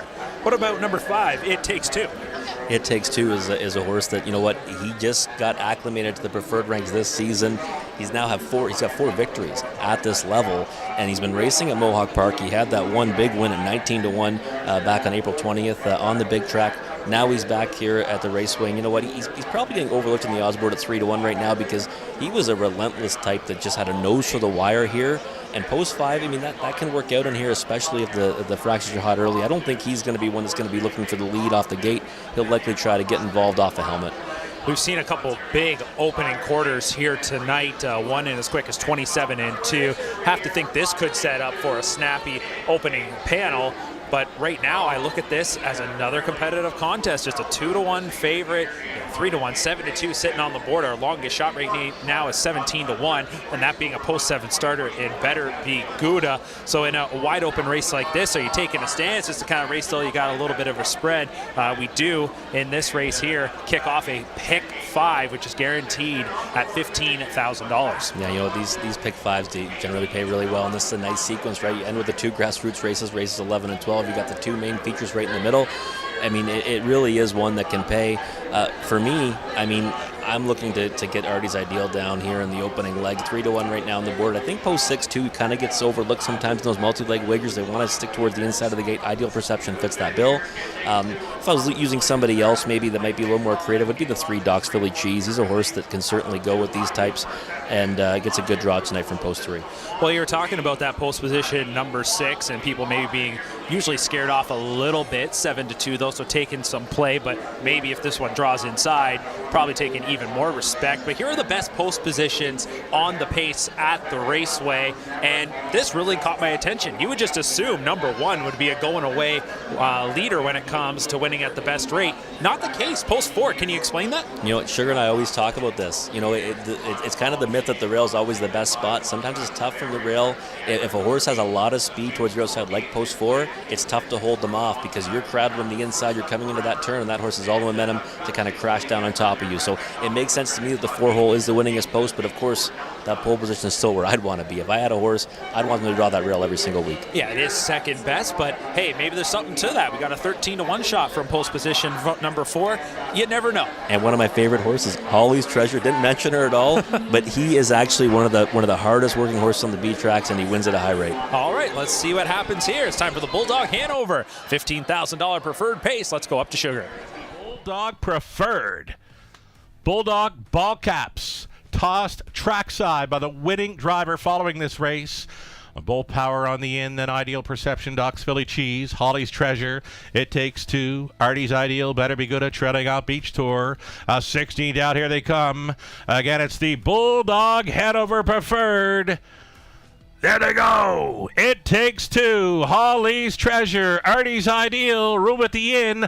Ideal Perception. Off stride went the 5. It Takes Two. It Takes Two has jumped it off into that opening turn, leaving Holly's Treasure on top here for Kelly at 8-1. That lead 2.5 lengths. Closing up the gap in second, Ideal Perception all alone. To travel third, Artie's Ideal. Then in fourth, Bolt Power, fifth best away for Beach Tour. Third to last came Doc's Philly Cheese. Then it was Better Be Good. Trailing after the early miscue, It Takes Two. Quarter mile bullet. 26-4 for a fired up Holly's Treasure. Holly's Treasure, the son of 3-time Molson Pace Champ State Treasurer, leading them through the stretch. Holly's Treasure on the boogie for Kelly. Ideal Perception continuing second. A gap off third. Tippy tap reminders for Artie's Ideal. Beach Tour is going to work. First up again this week for MacDonald. Brett MacDonald, that is, sending Beach Tour towards the 5/8. Doc's Philly Cheese with a hot pace to chase. He's moving up to be 5th, 6th, and in for Bold Power. Then it's back to Better Be Gooda and a gapped off trailer. It Takes Two. The half clocked up in 56 and 2. Holly's Treasure. Holly's Treasure still the one. Up and towards 3/4 they go. Beach Tour closer with every stride, and now he's taken second. 1:24 and 4 for 3/4.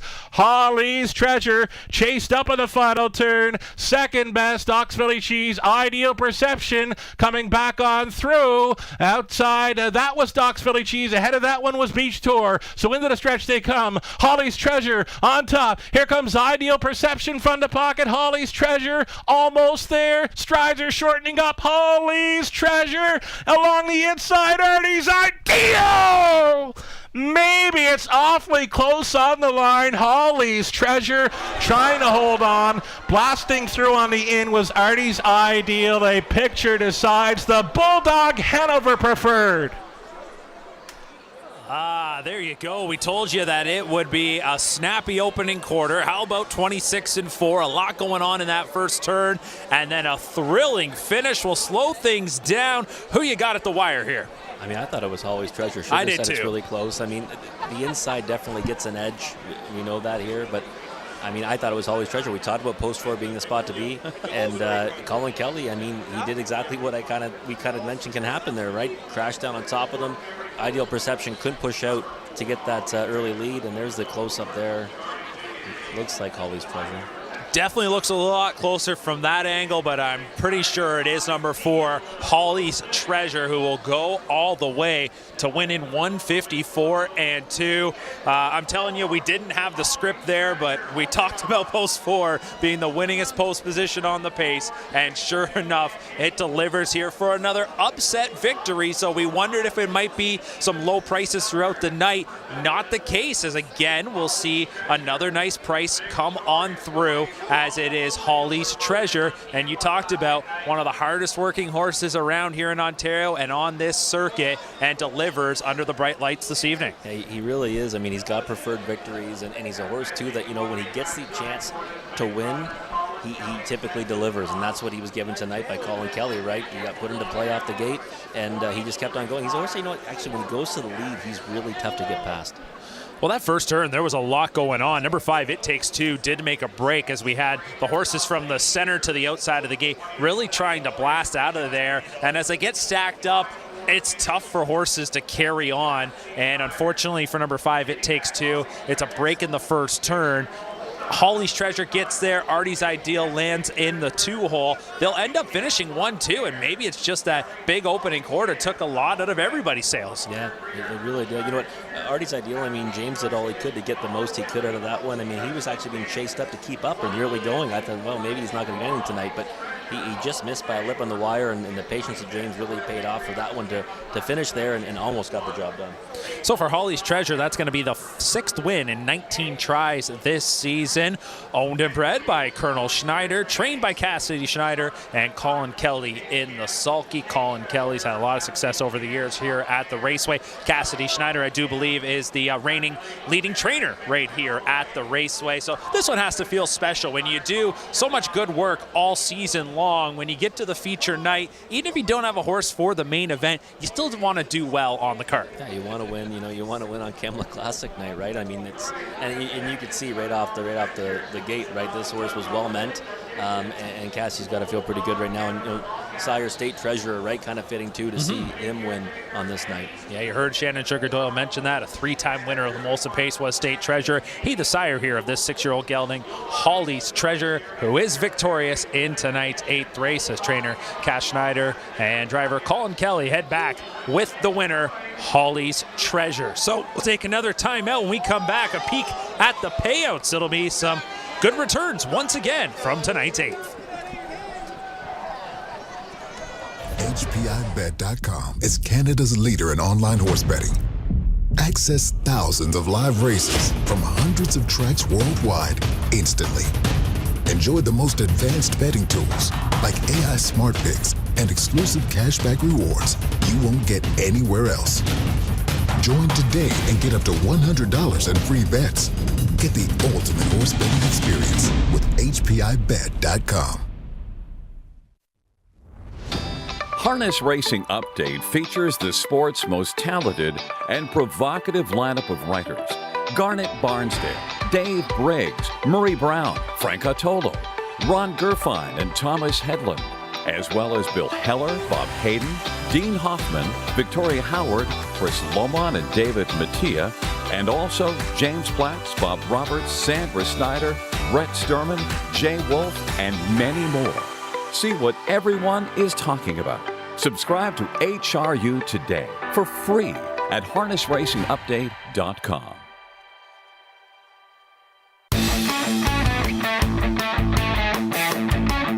Ben Turbo pinned down in fourth. Rare Jewel will have to swing 3 wide if he's to defend his Molson Pace title from second over fifth. Silent Swing has pulled the pocket on Tigerama. Eagle Luck is pinned down in sixth. Zuka under urging seventh on the outside, and Action Figure is distanced. Tigerama, Silent Swing is taking him on and staring him down and pokes a nose in front on the last turn. 123, 27 and 4 in the third quarter. Silent Swing looking to conquer Tigerama. They turn for home in the 2008 Molson Pace, and it's Silent Swing, Grand Bend Turbo, Eagle Luck on the far outside. Eagle Luck and Grand Bend Turbo, they're hitting the wire 3 across. It's an upset for the ages, over 25-1 for Eagle Luck and Trevor Henry.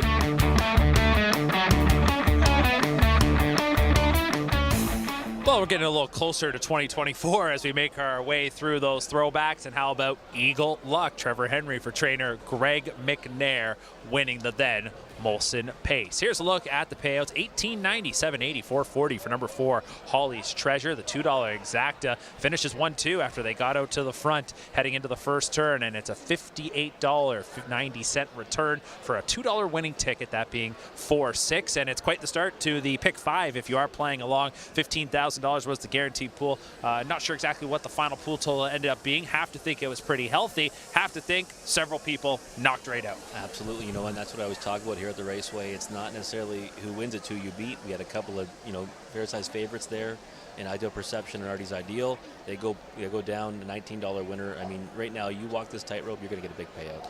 So 2 races to go for our coverage here tonight on COSA-TV, and they are the main events. Coming up next, it is the Forest City Pace for older pacing mares, and then it will be the Camluck Classic. One trainer that is well represented in both events is Dave Manarian. Earlier this week, we caught up with Dave. Hi, I'm Dave Manarian. We have Talk Courtesy to Me and Dragon on the Beach racing tonight in London, and we're very excited about it. I was really happy to have Talk Courtesy come into the barn. Mark Reynolds, horse agent, works for Tom Pollock, is a very good friend of mine. Kind of steered the horse in my direction. And, Jeff Cullifer and Enrico Robinson, the whole crew did a great job with the mare in New Jersey. She landed here in good shape, and, she's been good since she got here. Courtesy's just a great mare to have around. She's a sweetheart to jog, sweetheart to train. She's great to have in the barn. Just good eater, very willing horse. Can't really knock her in any way. Racing over at Flamborough in the Juravinsky, I was a little bit worried going into it because she'd never seen a half-mile track the first time in her life. We changed a little bit of her rigging. She warmed up excellent that night, and I couldn't have been happier with the race. So Much More has been an amazing mare, for years and years. I've raced against her since her first lifetime start in Ontario, which was at Western Fair on this night when she went with Tyler Borth's 3-year-old. Talk Courtesy to Me, this is her first time against older mares. She's been racing 4-year-olds. We're going to hope for a draw, and she's going to have to step up her game, but, she's on a hot streak, and she's 4 years old, and So Much More is getting a little bit older. So we're going to try our best to, do the best we can. I just hope for a good draw and a good effort. She's a very handy mare, so hopefully she ends up in the right spot. And, we get a check, the bigger the better, picture would be great.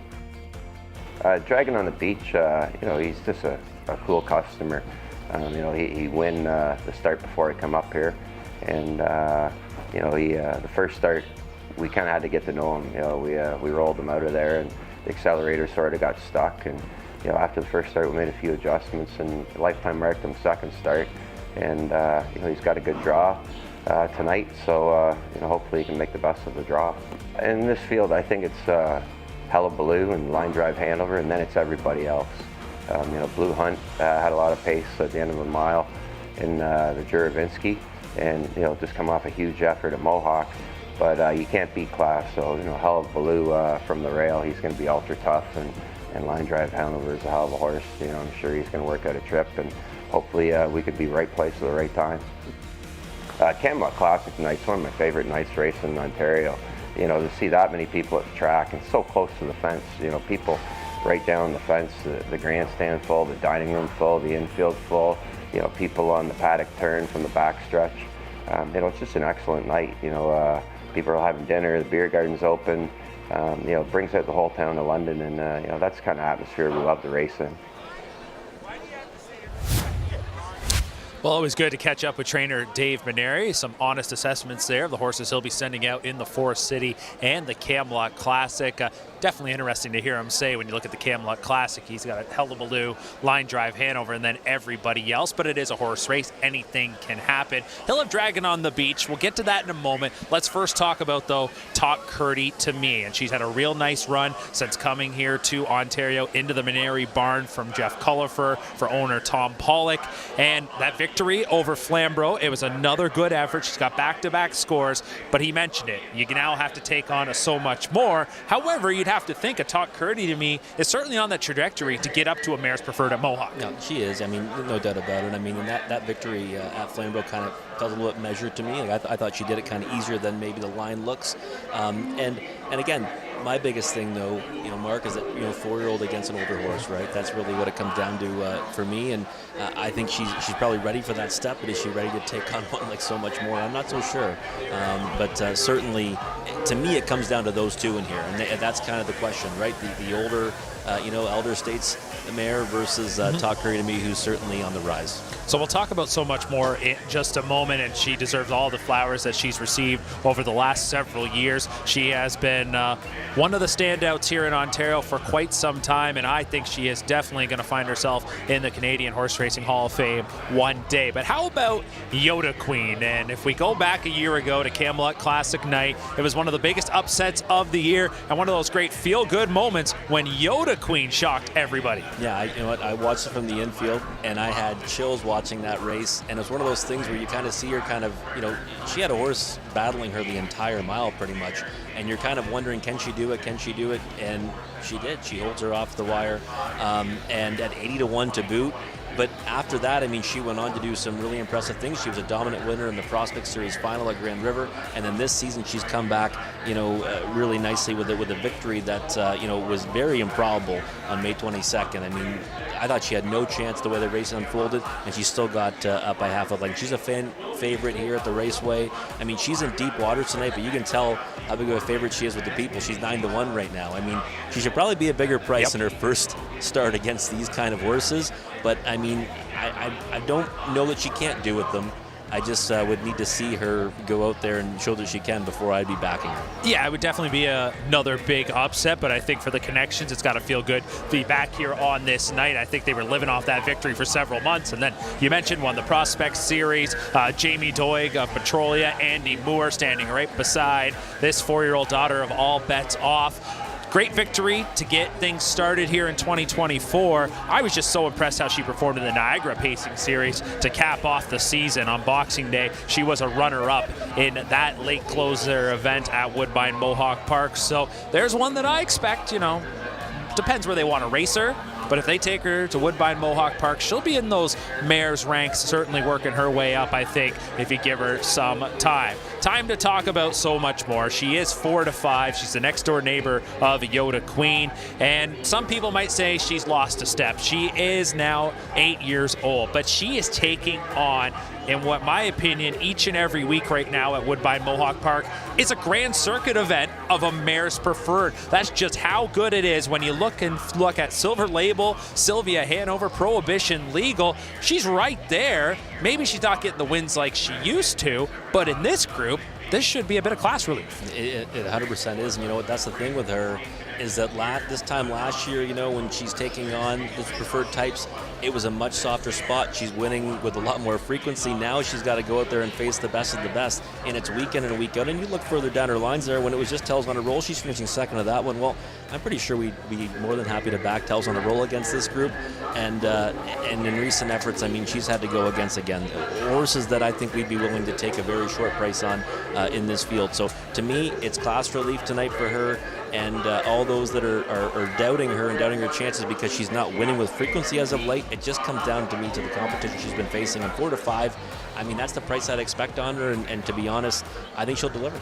She's not afraid to grind. We saw that last year in the Forest City Pace when she was able to prevail in what was one of probably the best races of the year. It doesn't matter if that was here at Western Fair, Ontario, North America. It was an absolute thriller. Hoping we get a little bit of replica of that. We'll see if So Much More can double up. She sits at $1.6 million in earnings, 71 lifetime wins, a mark of 149-1. Really the only thing missing from her resume is that Grand Circuit score, and yet over the last few years, whether it's the Roses Are Red or the Milton Stakes, she's been so close. She's just run into some juggernaut of mares like a Test of Faith. I mean, just shows she can hold her own at that top level, and it'll be interesting to see if come next weekend she's in the Roses Are Red eliminations. I have to think the connections will probably put her in there. Yeah, I think so. I mean, listen, she's proven she can go with those ones, and again, you know, this year maybe she has lost a bit of a step, but I still think she's more than competitive with the best of the best, you know, when she brings her A game. And you know what's really cool about her is the fact that her first start in Ontario was right here at the Raceway. It was on Camluck Classic night, and I was in the winner's circle with Tyler Borth, right? Mm-hmm. Everything comes full circle. Look at the success he's had, you know, throughout his career as well. But I was in the winner's circle with Tyler Borth and So Much More.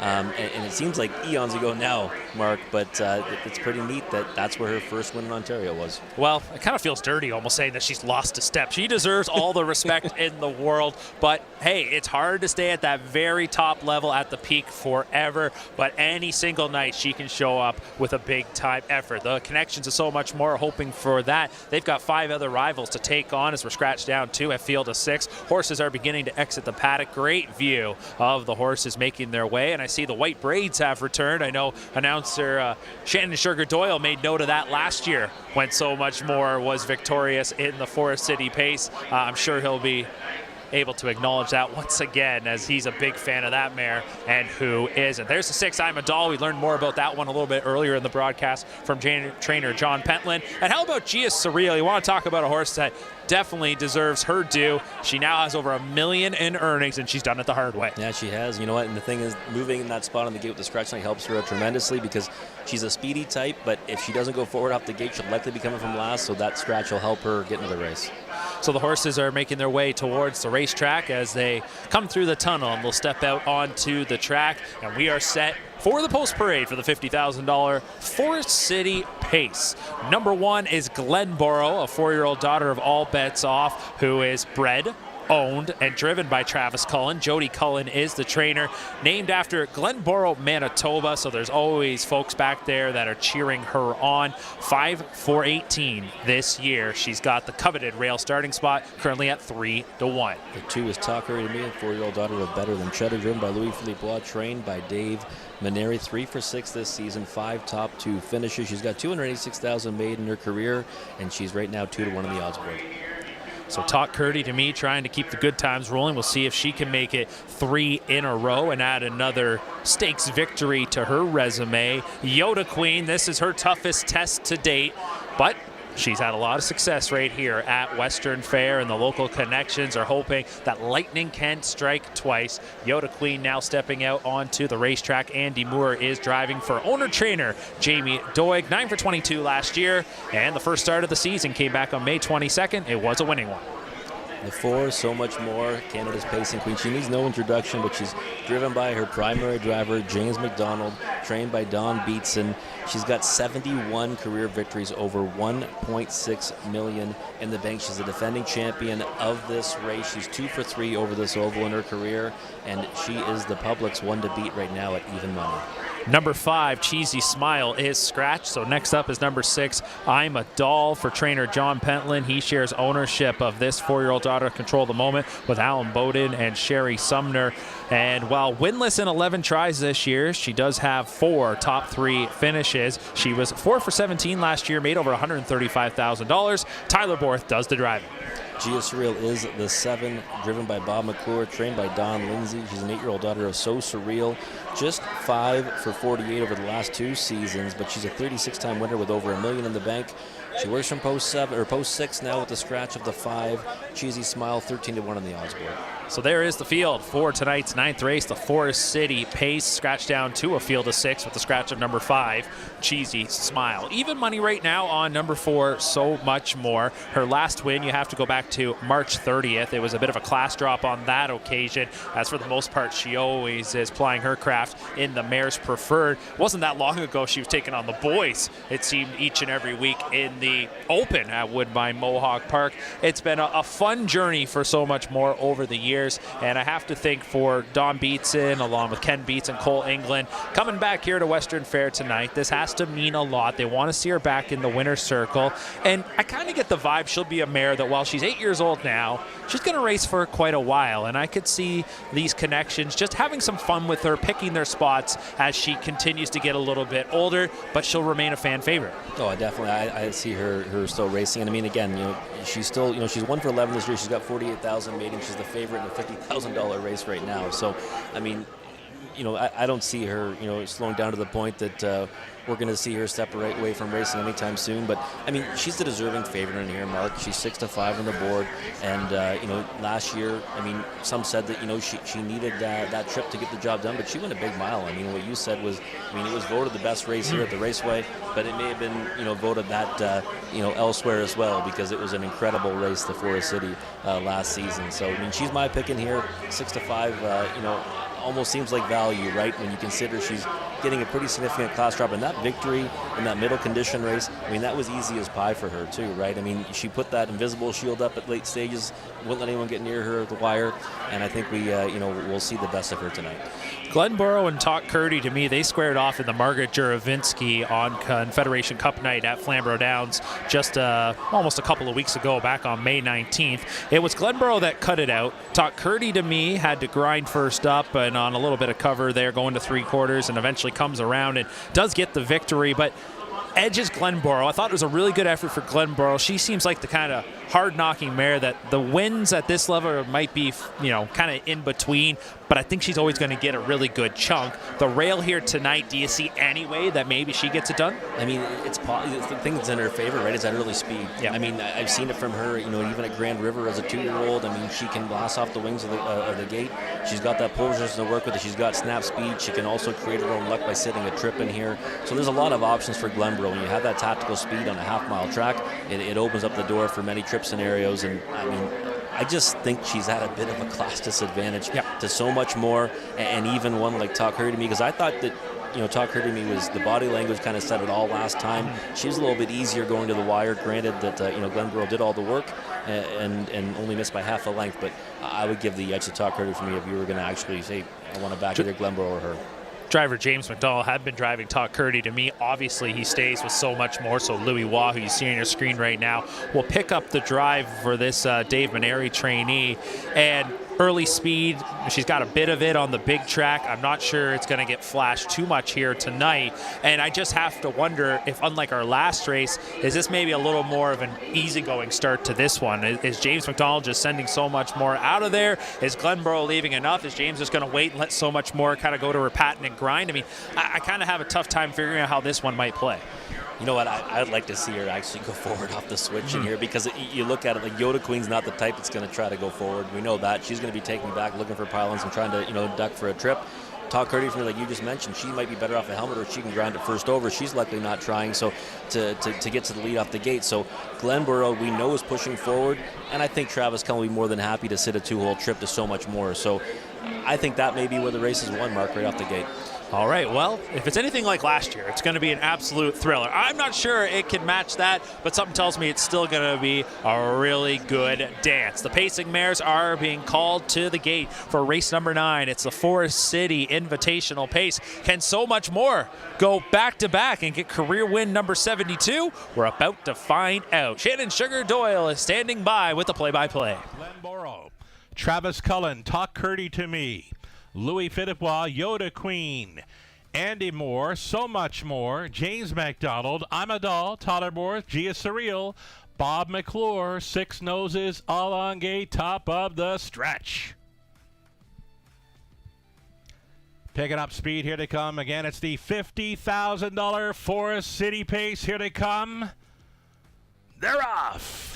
Amadal blasting for Borth, right on over to the pylons, and it's early control for Amadal. Gia Surreal makes a big swooping move on that outside gate, touching down on the lead. A pair of extreme long shots.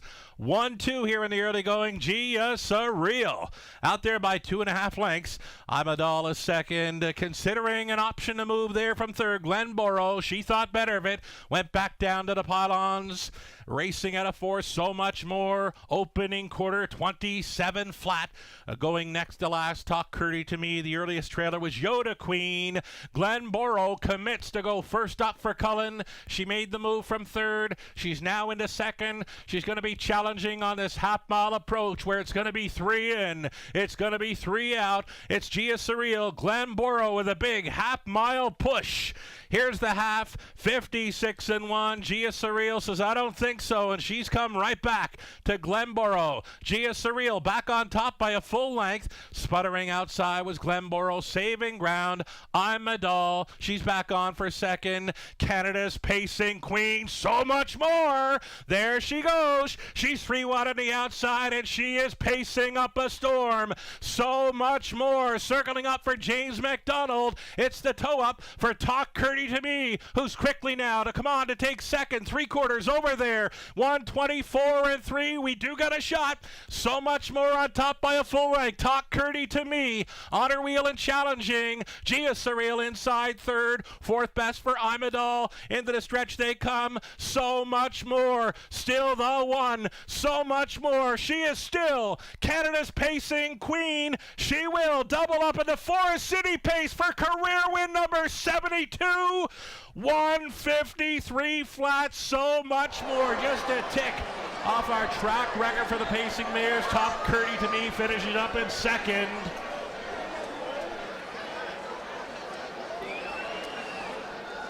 Well, there was exactly what we've become accustomed to seeing over the years. So Much More. 3 wide up the backstretch, works around to the lead, and she'll get it done to take the Forest City Pace. Back-to-back victories in this event. 153 was just a 5th off the track record, which is shared by Camille and Gia Surreal, who won the Forest City back in 2022. And James McDonald, he's won a lot of big races. He's had a great run over the last few years. This mare means a lot to him. You can see right there, playing it up a bit for the crowd, as it is a hometown crowd, so to speak, on hand. A big roar as So Much More gets it done. Yeah, it's nice to see you, right? I mean, we said it though, right? This was a different kettle of fish for her. She's been knocking heads with the best of the best, and I mean, while this is a really good field, it's not up to the ilk of who she's been facing, and she went out there and she showed it. I mean, and the trip couldn't have worked out any better, right? Tried to go forward off the gate with that outside speed though. She gets away forward. She gets to go on the toe of the helmet of Glenboro, and then it's lights out from there. I mean, we see that too from her, right? It looks like Talk Curdy might be coming to her at one point,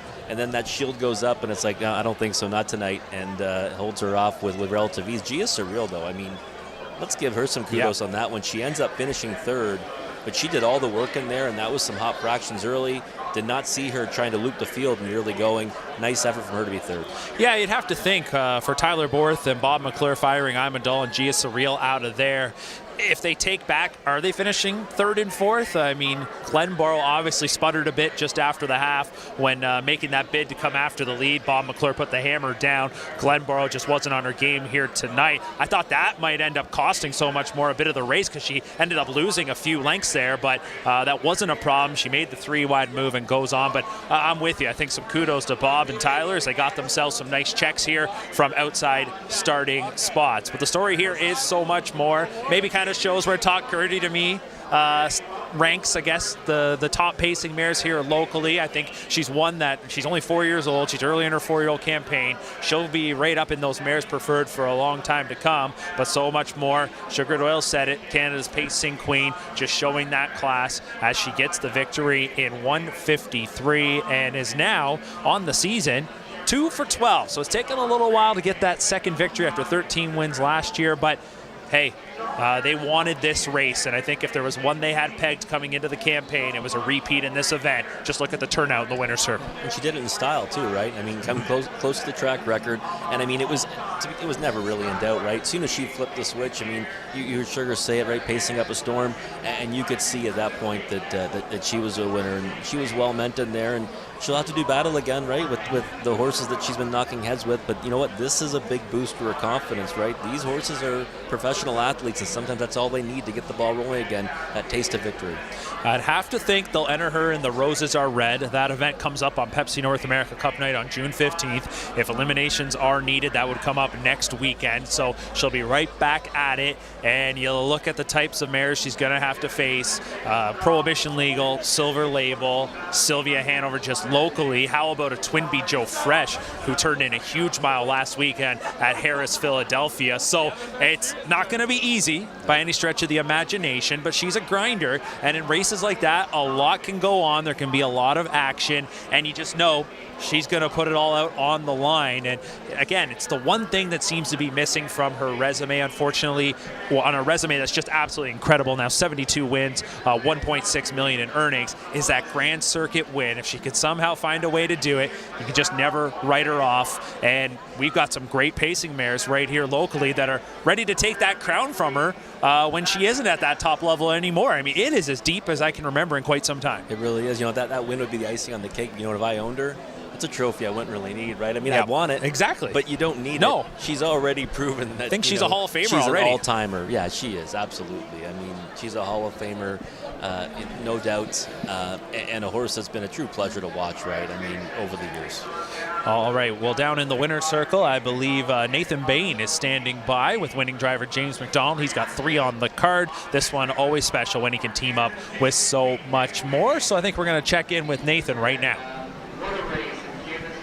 So much more. You gotta love that trip, James. Second over cover with this mare, similar to how she won last year. You must have been feeling pretty good about your chances past the halfway point. Yeah, absolutely. They'd raced pretty hard up front, and she was close. That's the biggest thing with her. I didn't mind being first up. I just wanted to.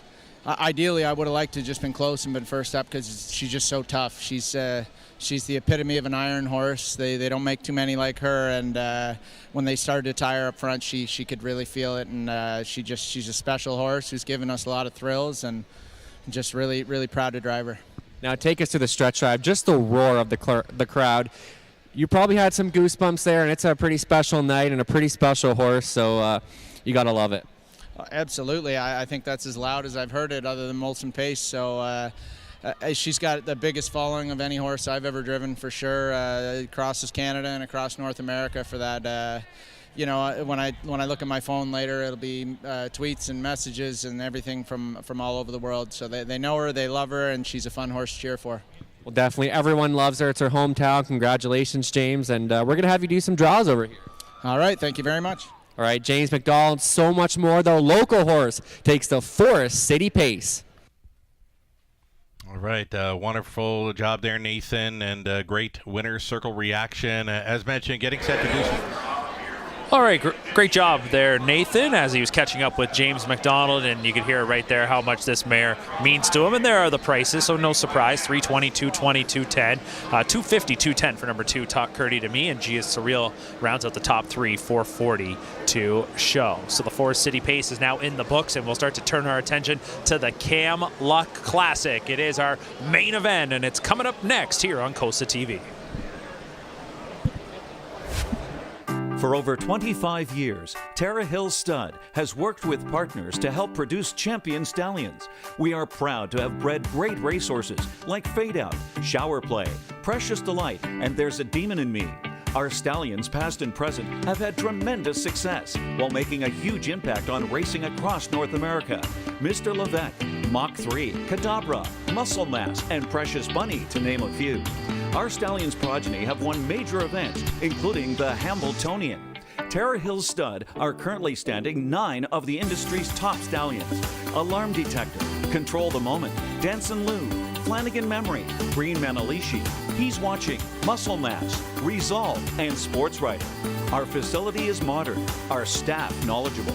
Consider Tara Hill's stud when choosing a home for your stallion. Tara Hill's stud, where champions stand and champion yearlings are raised. Log on to tarahills.com. The Lexington Selected Yearling Sale is where the journey to greatness begins. Year after year, award-winning superstars are sold at Harness Racing's premier yearling sale. Find the offspring of racing's leading stallions eligible to all the top jurisdictions. It's a can't-miss event that takes place right in the heart of horse country, Lexington, Kentucky. The Lexington Selected Yearling Sale, where the champions of tomorrow are discovered today. Make your plans to join us for the 2024 sale starting September 30th at Fasig-Tipton.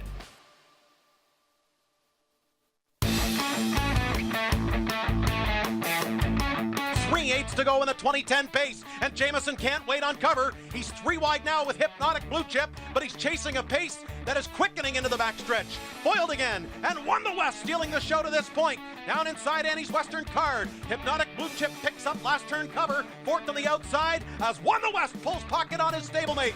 123 and 3 for 3/4. They're on the final turn. Foiled again, still in front. Won the West is coming. Hypnotic Blue Chip rolled off stride. Down inside Annie's Western Card, waiting for room, and Stonebridge Terror's getting out late. Foiled again, keeping Won the West at bay, but he's coming again. Stonebridge Terror on the far outside. A great finish in the pace. Stonebridge Terror and Won the West in 1:52.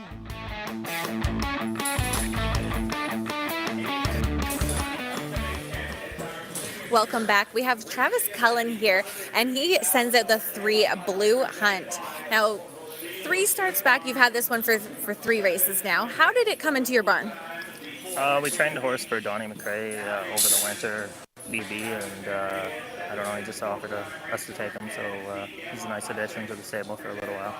And he did race in the Dravinsky Cup a few starts back, and of course in the Elim and then in the final, and one last start at Mohawk. So big track or little track do you think he prefers? He seems to get around any track, really. He just kind of had some bad luck at Flamrow. The first start of it was my own fault. I stayed in. I should have been out, so I don't think it matters for him. And does your driving strategy change at all between track size? I try to be way more aggressive on the half mile, but so does everybody else, so just have to kind of play it by ear. Well, thanks for joining us here, and good luck in the next race. Thank you very much. All right, thank you very much, Jamie. Good to hear from Travis Cullen. The Cullen stable has been red hot all 2024 here in Ontario. And last week, what a mile by Blue Hunt, as that one went 1:47.4 in the nightcap last Saturday night at Woodbine Mohawk Park. Probably was capable of a mile like that, but was coming right back 6 days after the Churavinsky, where that one finished 4th. You heard him talk a bit about how that one went. Here's one I think is going to be put in play tonight. Yeah, it definitely will be. I mean, we heard Travis say, right, he likes to be more aggressive on a half, and this is a horse that obviously showed tremendous speed in that effort. You know, I'm always of the mindset, you know, time, I don't want to say it's irrelevant, but it doesn't matter as much as class, but you've got to take notice to a 47.4 mile. I mean, I fell off my chair when I actually saw the race and saw that time click up. So Blue Hunt definitely, you know, in it to win it tonight, and has a post advantage edge over Line Drive Hanover. He's smack dab in the middle of a couple of good ones, Hullabaloo and Line Drive Hanover, for that early speed. And has plenty of experience on the half, has raced at different points in its career over the Yonkers half-mile oval, and had a victory back on April 26th at Yonkers in New York, winning by open lengths in 1:51.4. Has plenty of speed, does this horse, but it is deeper waters than last week, especially when you're dealing with the likes of Hullabaloo and Line Drive Hanover. There's a look at the field of 8 for this year's edition of the Camluck Classic. Hullabaloo for trainer Ron Burke is your current 5-2 choice, co-choice choice, along with the 3 Blue Hunt and the 6 Line Drive Hanover. I can't see that sticking here, but intriguing that there is some early money coming in on Blue Hunt. And, it's not surprising there's early money on Line Drive Hanover, but to see that one even with Hullabaloo catching your eye a little bit. Yeah, definitely is. I thought we'd see Hullabaloo as a favorite, maybe even close to odds on. We might see that come post time, but you know what? A lot of times people's eyes are kind of drawn to those quick times, Mark, and obviously Blue Hunt's race was at Mohawk Park, a bigger surface. Hullabaloo's been racing over the shorter track, so it is interesting the way the odds board's shaking it right now, but not really surprised at this point, but I think we'll see some more money for Hullabaloo before post time. Yeah, still plenty of time as we'll get closer to go time for the Camluck Classic. One trainer, though, that is always game for races like the Camluck Classic and probably any race across the sport is trainer Ron Burke. The Burke Brigade, it's an operation unlike any other. It's put up numbers we've never seen in the sport. Hullabaloo has been adding to those numbers over the last few years, and we caught up with trainer Ron Burke earlier in the week to discuss his chances in tonight's Camluck Classic. Coming up Friday night at the Raceway at Western Fair District, it's their signature event, the Camluck Classic. It'll feature a talented group of 8 free-for-all pacers, and it does include Hullabaloo, the winner of this year's Borgata, who for trainer Ron Burke will leave from starting spot number 1, and Ron joins us right now. Ron, thanks for taking a little bit of time this week to chat a bit about Hullabaloo, a horse who I look at his track it and I go down those lines, so consistent, racing well this season. But first, I just want to go back to the Borgata because right now it's probably up there for the race of the year. Quite a throwdown. Yannick and Hullabaloo sitting third, able to go by Desperate Man and Line Drive Hanover. But as a trainer, watching that race and seeing those insane fractions, what were you thinking? I actually even thought we were going even too much for us, even though we were sitting in the 2-hole. Because they were just going so much. But then when Yannick angled on the backside with him and he started to surge, I was like, I don't know, maybe he's going to be all right here. And not he was on the right, he was pacing away from him at the wire. So it was very impressive. That's as good as he's ever raced in his whole life. Well, that's what I was going to ask about. What was the plan for Hullabaloo looking ahead to 2024? Last year he won 10 of 31 starts, but so consistent. I think he missed the top 5 maybe only a couple of times.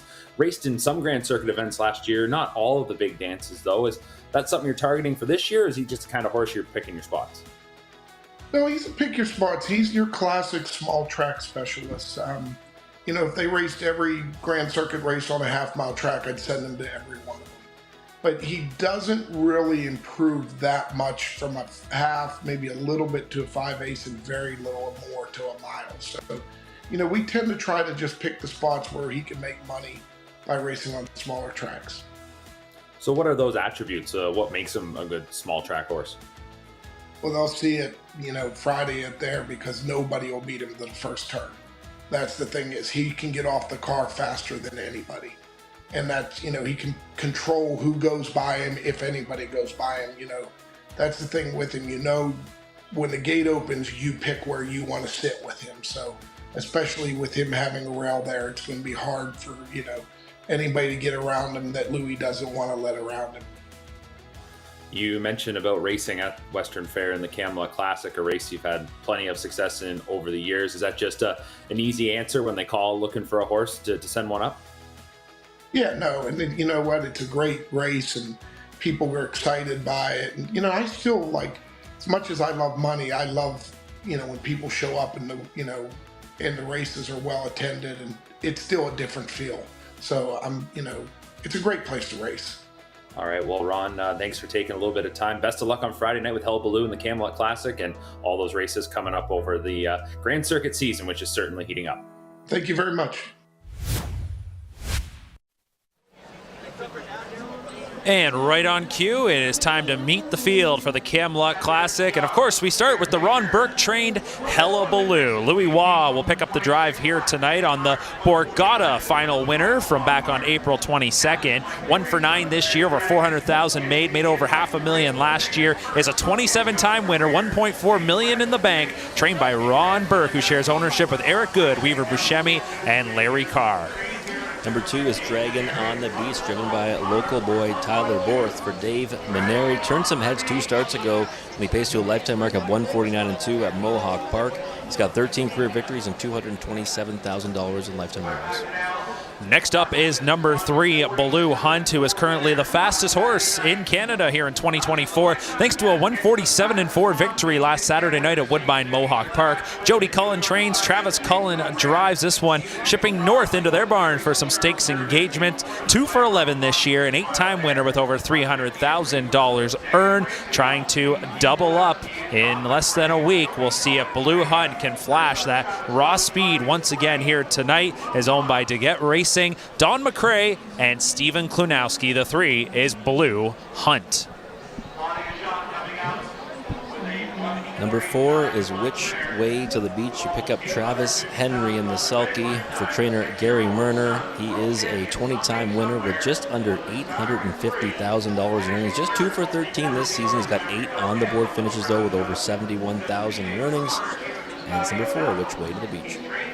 So Which Way to the Beach will be driven by Travis Henry after Daryl Thiessen, the original driver, was injured in an accident last night at Flamborough Downs. Again, sending our very best for a speedy recovery to Daryl, hoping to see him on the track very soon. It's got to be bittersweet to be cheering on Which Way to the Beach from where he is tonight, but we'll hope everything goes well for all the parties. Next up is number 5. That is Ron. He is a horse that doesn't get to the winner's circle all that often, but he gives a pretty game effort. He will battle. He's owned by Wilma and James McKenzie, and they are known for naming their horses those 3-letter names, including Ron, or if you go back to some of the others, Jan.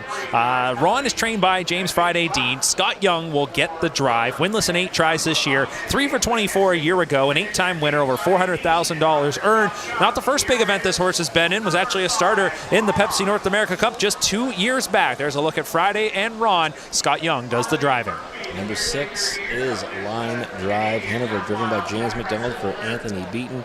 6-year-old son of Betting Line, and he waged war with Desperate Man 2 starts ago in the Borgata final. Ended up fading to 7th in that one as the favorite, but came right back to be second to Gerasi in the preferred ranks in Mohawk Park on May 11th.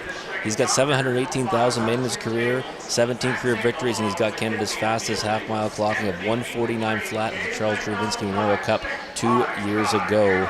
Line Drive Hanover likely going to be going forward off the gate from post 6. Next we meet number 7, American History, for the husband-wife team of Dale Spence and Mackenzie Spence, owned by Patrick Hill of Fredericton, New Brunswick. 3 for 15 this year, is this past Breeders' Crown winner. Now a 9-year-old is American History. Over the course of his career, he's racked up 44 wins, $1.7 million in earnings. We'll look to upset from the outside. Dale Spence, probably someone who, if you see him at the track, he's likely smiling. We'll look for the upset. Number 7 is American History.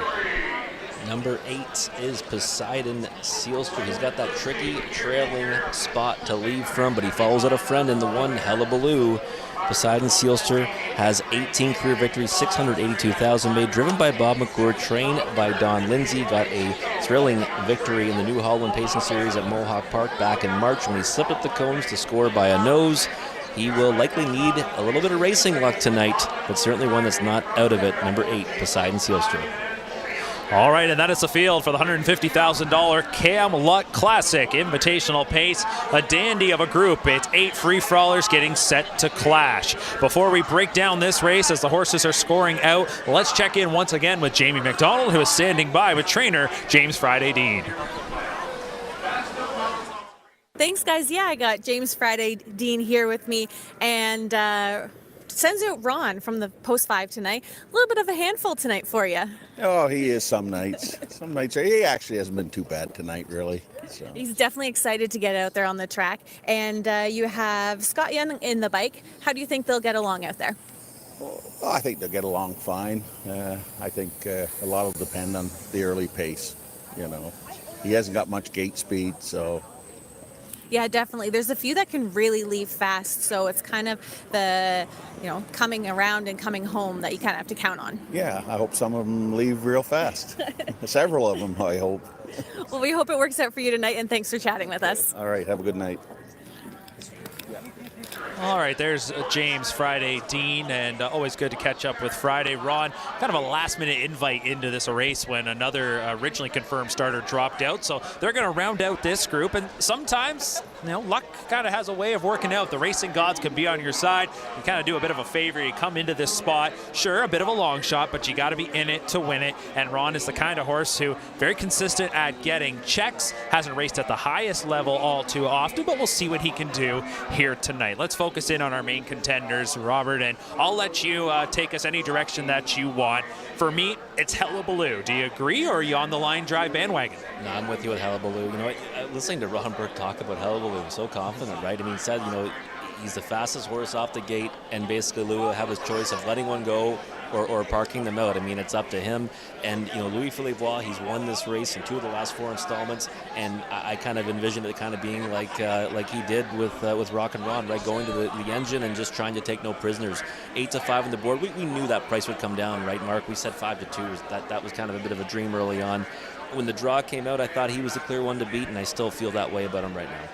Well, Line Drive Hanover, who you just saw on your screen, is sitting at 9-5, has the second choice. And if he draws a little better, I could have seen him getting favorite status. He is the Canadian record holder on a half-mile track at 1:49. But I've been very intrigued to see how he bounces back since that race back on April 22nd, the Borgata final. Got absolutely torched in a war up front as Line Drive Hanover and Desperate Man went to battle in that rich final, put up insane fractions for a half-mile track, 26-4, 53-1, 121-1.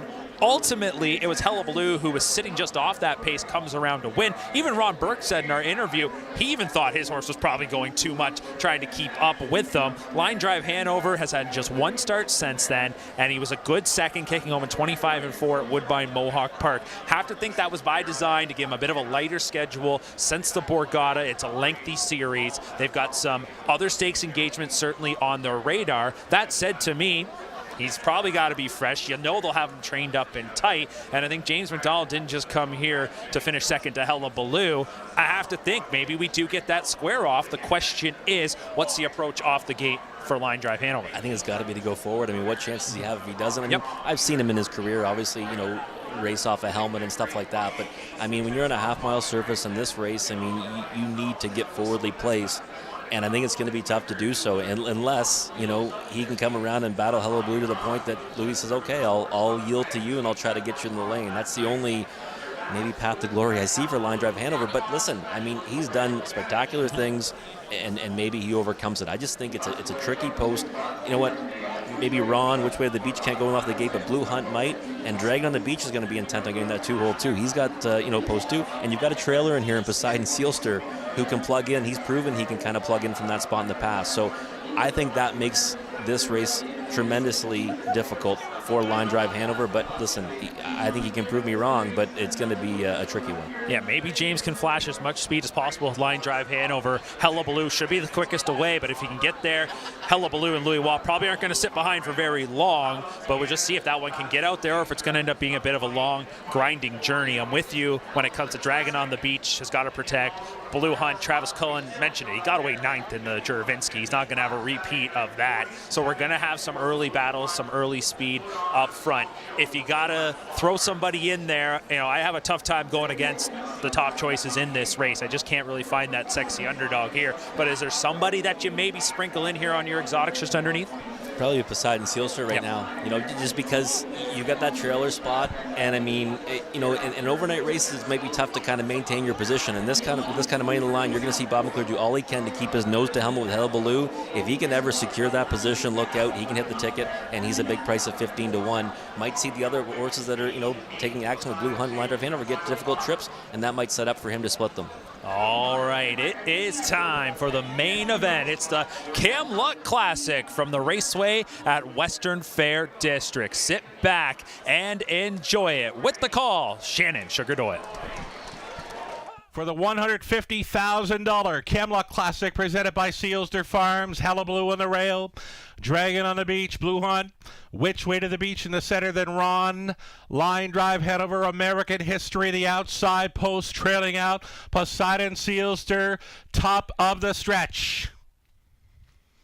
Again, the $150,000 Camluck Classic presented by Sealster Farms. Here they come.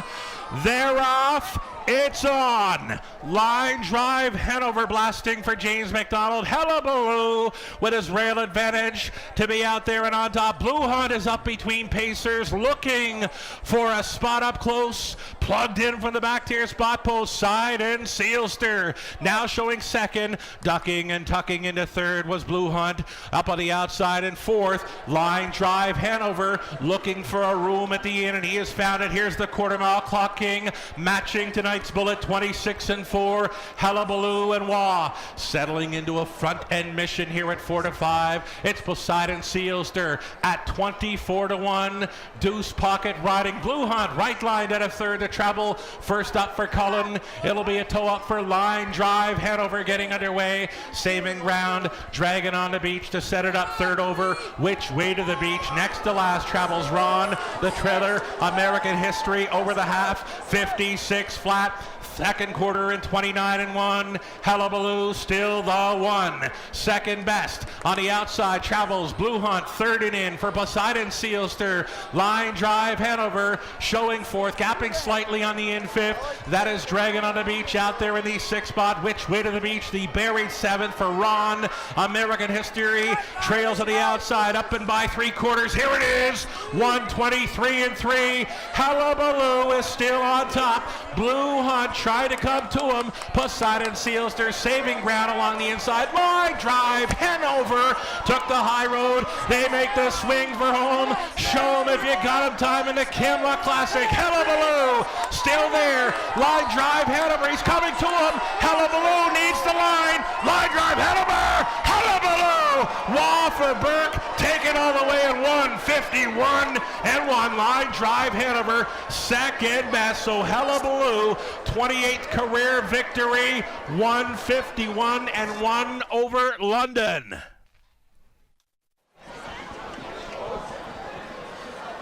And there you have it. The Camluck Classic goes to Hullabaloo and driver Louis Wah for trainer Ron Burke. And it was that early speed flash. Ron Burke said it. Nobody's quicker off the car on a half than Hullabaloo. Goes out to the lead. And while others kind of had to take a bit of a more creative approach at that point and try and map things out, Line Drive Hanover, who he said was probably his biggest threat, comes on at the end and will come up about a half length short. Yeah, you know what? He got to make his own luck, right? He's got the pole position. He's got the fastest horse off the car. And Line Drive, when you saw him, he was going guns blazing off the gate. Because Blue Hunt was in between them, that kind of ruined any plan of him trying to get to anywhere near Hullabaloo in the early stages. And that's all it takes to kind of, put a horse in a bad spot, right? I mean, James then gave him a perfect second over trip, certainly made a race of it in the stretch, but Hullabaloo off that trip, that draw was just not getting beat tonight. And again, a lot of the times races can be decided at the post position draw. When you got horses of this caliber, this much talent, Hullabaloo getting the rail, it was going to be real tough to beat him. And Louis Wah, well rated in that second quarter, backing things down 29-1, steps on the gas going 27-3 in the third quarter, and then caps it off again with another 27-3 split. So that's how you do it up front with that kind of horse, and Hullabaloo takes this year's edition of the Camluck Classic. So second was Line Drive Hanover. Poseidon Sealster, who you were right on the button there, Robert, gets the third spot, and finishing fourth was Dragon on the Beach. Yeah, and Poseidon Sealster, exactly what I kind of thought would happen with him, right? He plugged in for the 2-hole. Bob McClure, great job, right? It's so rare to see that now on a half-mile surface, the trailing post, nose to helmet, and getting into that 2-hole position. I mean, just a little bit too much horsepower for him to deal with Hullabaloo and Line Drive Hanover, but a solid third for Poseidon at a big price. It came down to the two I think we thought would decide it. Blue Hunt, I mean, you end up in a rough spot, right? You get away in the 3-hole, your options to sit and likely, not get a very big chunk of it, or go first over and see what you can get. That's what he did, and probably just a little bit tougher company, maybe a little too soon for him. That quick mile last time out, but this was a big step up in class. So Hullabaloo heading back to the winner's circle after capturing the 2024 Camluck Classic. Mickey Burke Jr. standing by there with driver Louis Waugh. The Burke Brigade takes down another Camluck Classic. You go back to 2018, same driver they teamed up with, Louis Waugh, to win with Rock and Ron. You go back to Foiled again, winning in back-to-back years in 2010, 2011. That was on the heels of Won the West, winning in 2010. They've had a great run in this race. He's always been very supportive, and I know the folks here at Western Fair appreciate that support. It's great to see some of their fantastic older pacers, and they've been obviously so blessed with so much talent over the years. And Hullabaloo is one of those that probably doesn't get the love that he deserves. Ron Burke mentioned it, probably just going to pick their spots with him. Maybe he isn't a big track horse, but he's going to earn a ton of money racing on those small tracks. And you have to think next weekend's the Battle of Lake Erie at Northfield Park. He's probably heading there. He's now, with the victory tonight, got over $480,000 in earnings, and pretty much that's all earned on a half. Yeah, you know what? I love what he said, right? He said, you know, if every Grand Circuit race on a half, he'd go to every single one of them, you know. And I mean, really, you know, honesty from Ron Burke there. He knows the horse that he has, and he said he doesn't really improve much going small track to big track. Some horses are just made for the smaller surface. Hullabaloo is. I mean, they should name the Brigada Series after him. He has so much luck in that one. And, you know, again, we'll continue to see him do good things on the short track. I was going to mention, too, a horse like Line Drive Hanover here tonight, finishing second to Hullabaloo. I will not be shocked if Line Drive Hanover wins one of the big Grand Circuit events on a big track this year. The connections are obviously targeting those. On a day like today, though, when you draw that far outside and a Hullabaloo, a half-mile specialist, has the rail, this is what happens. You end up coming up about half a length short. So Hullabaloo, the 6-year-old son of Sweet Lou for Burke Racing, Eric Good, Weaver Buscemi, Larry Carr, trainer Ron Burke, driver Louis Waugh, has won the Camluck Classic. We'll go down to the winner's circle in just a moment, as it appears Greg Blanchard. Hey, we get to check in with Greg on this night, away from his usual spot on the desk, but he's down in the winner's circle, and he is going to be catching up with the winning connections in just a moment. A fantastic crowd, a fantastic event here tonight at the Raceway. A couple of little minor tweaks for the on-site experience this year, and I think they've hit an absolute home run. There's still 2 races to go on this Friday evening program. We won't have those on COSA-TV, but you can watch them online, YouTube, or the Raceway's website. Here's Greg. You're no stranger to winning this race. You know what kind of a horse it takes. You know what kind of a trip it takes. How confident were you in the horse coming in when you saw what you know, what kind of a horse you were sitting behind and the post draw? Well, I was confident in the way that if we could take advantage of that rail position, I think it would have been a big difference, and that's actually what happened. James kind of got into a tough spot because he had the 6-hole there, and I was able to control the race, and that horse make it so easy for you to do it because he snapped off the gate like really fast, and then you can the second quarter to 29-1. It's not every horse that can like be really aggressive off the gate and then slow down for you and relax for a quarter. So it's really horse well suited for a half mile. And how good did you feel at the 3/4 pole? You know, you were getting the fractions on your side, but when you've got Line Drive Hanover taking his shot, did your horse still feel good in that last 1/8 of a mile? Yeah, I was really confident, and actually at the point where I got almost surprised is when I let mine pace around the last turn. I said that's probably over because it was like if he was off the gate again. He just went 100, but I was still hearing Line Drive come, and so I was surprised how Line Drive can be fast for a little piece as well. So, like I said, the fact that he had to go around everyone made it a little easier for us, but it doesn't take anything off Hullabaloo because he's a pretty nice horse. And just a final thought, you know, driving on a night like this in front of a massive crowd like this, and again, having the past success you've had here, how much fun is that? It's so fun. That's what we were saying earlier with the other drivers. Nights like this really make you love your work. Every post parade you have people cheering for you, and just the atmosphere with the crowd there, it's really nice. So we can be thankful enough for every people that organize those kind of events. Well, congratulations, you've done it again. Thank you. That's Louis-Philippe Waugh getting it done here. Hullabaloo, Team Burke, and for Louis himself, now a multiple winner of the Camluck Classic. Thank you very much, Greg. Great to hear from Louie. Always one of the best interviews in the sport as he gets Hullabaloo to the wire first to win the Camluck Classic. And number one, Hullabaloo, the favorite, returns 380, 250, 210. 6 Line Drive Hanover, 310, 310. And 8 Poseidon Sealster, 520. The $2 exacta paid $11.60. There was a high five wager offered on that race there, and you can see the payout $219, that for a $1 winning ticket. We'll take one final timeout on this Friday evening, and we come back, we'll put a bow on the Camluck Classic. The London Classic Yearling Sale, Canada's premier standardbred auction, returns October 15th and 16th to the Western Fair District Agriplex. Recent London sales standouts include O'Brien Award winners and millionaire performers, Logan Park, Fashion Frenzy, and Stockade Sealster. Leading North American consigners and yearlings by the sport's top sires, all under one roof in a world-class facility. Find your next champion at the London Classic Yearling Sale. Find out more by visiting londonclassic.ca.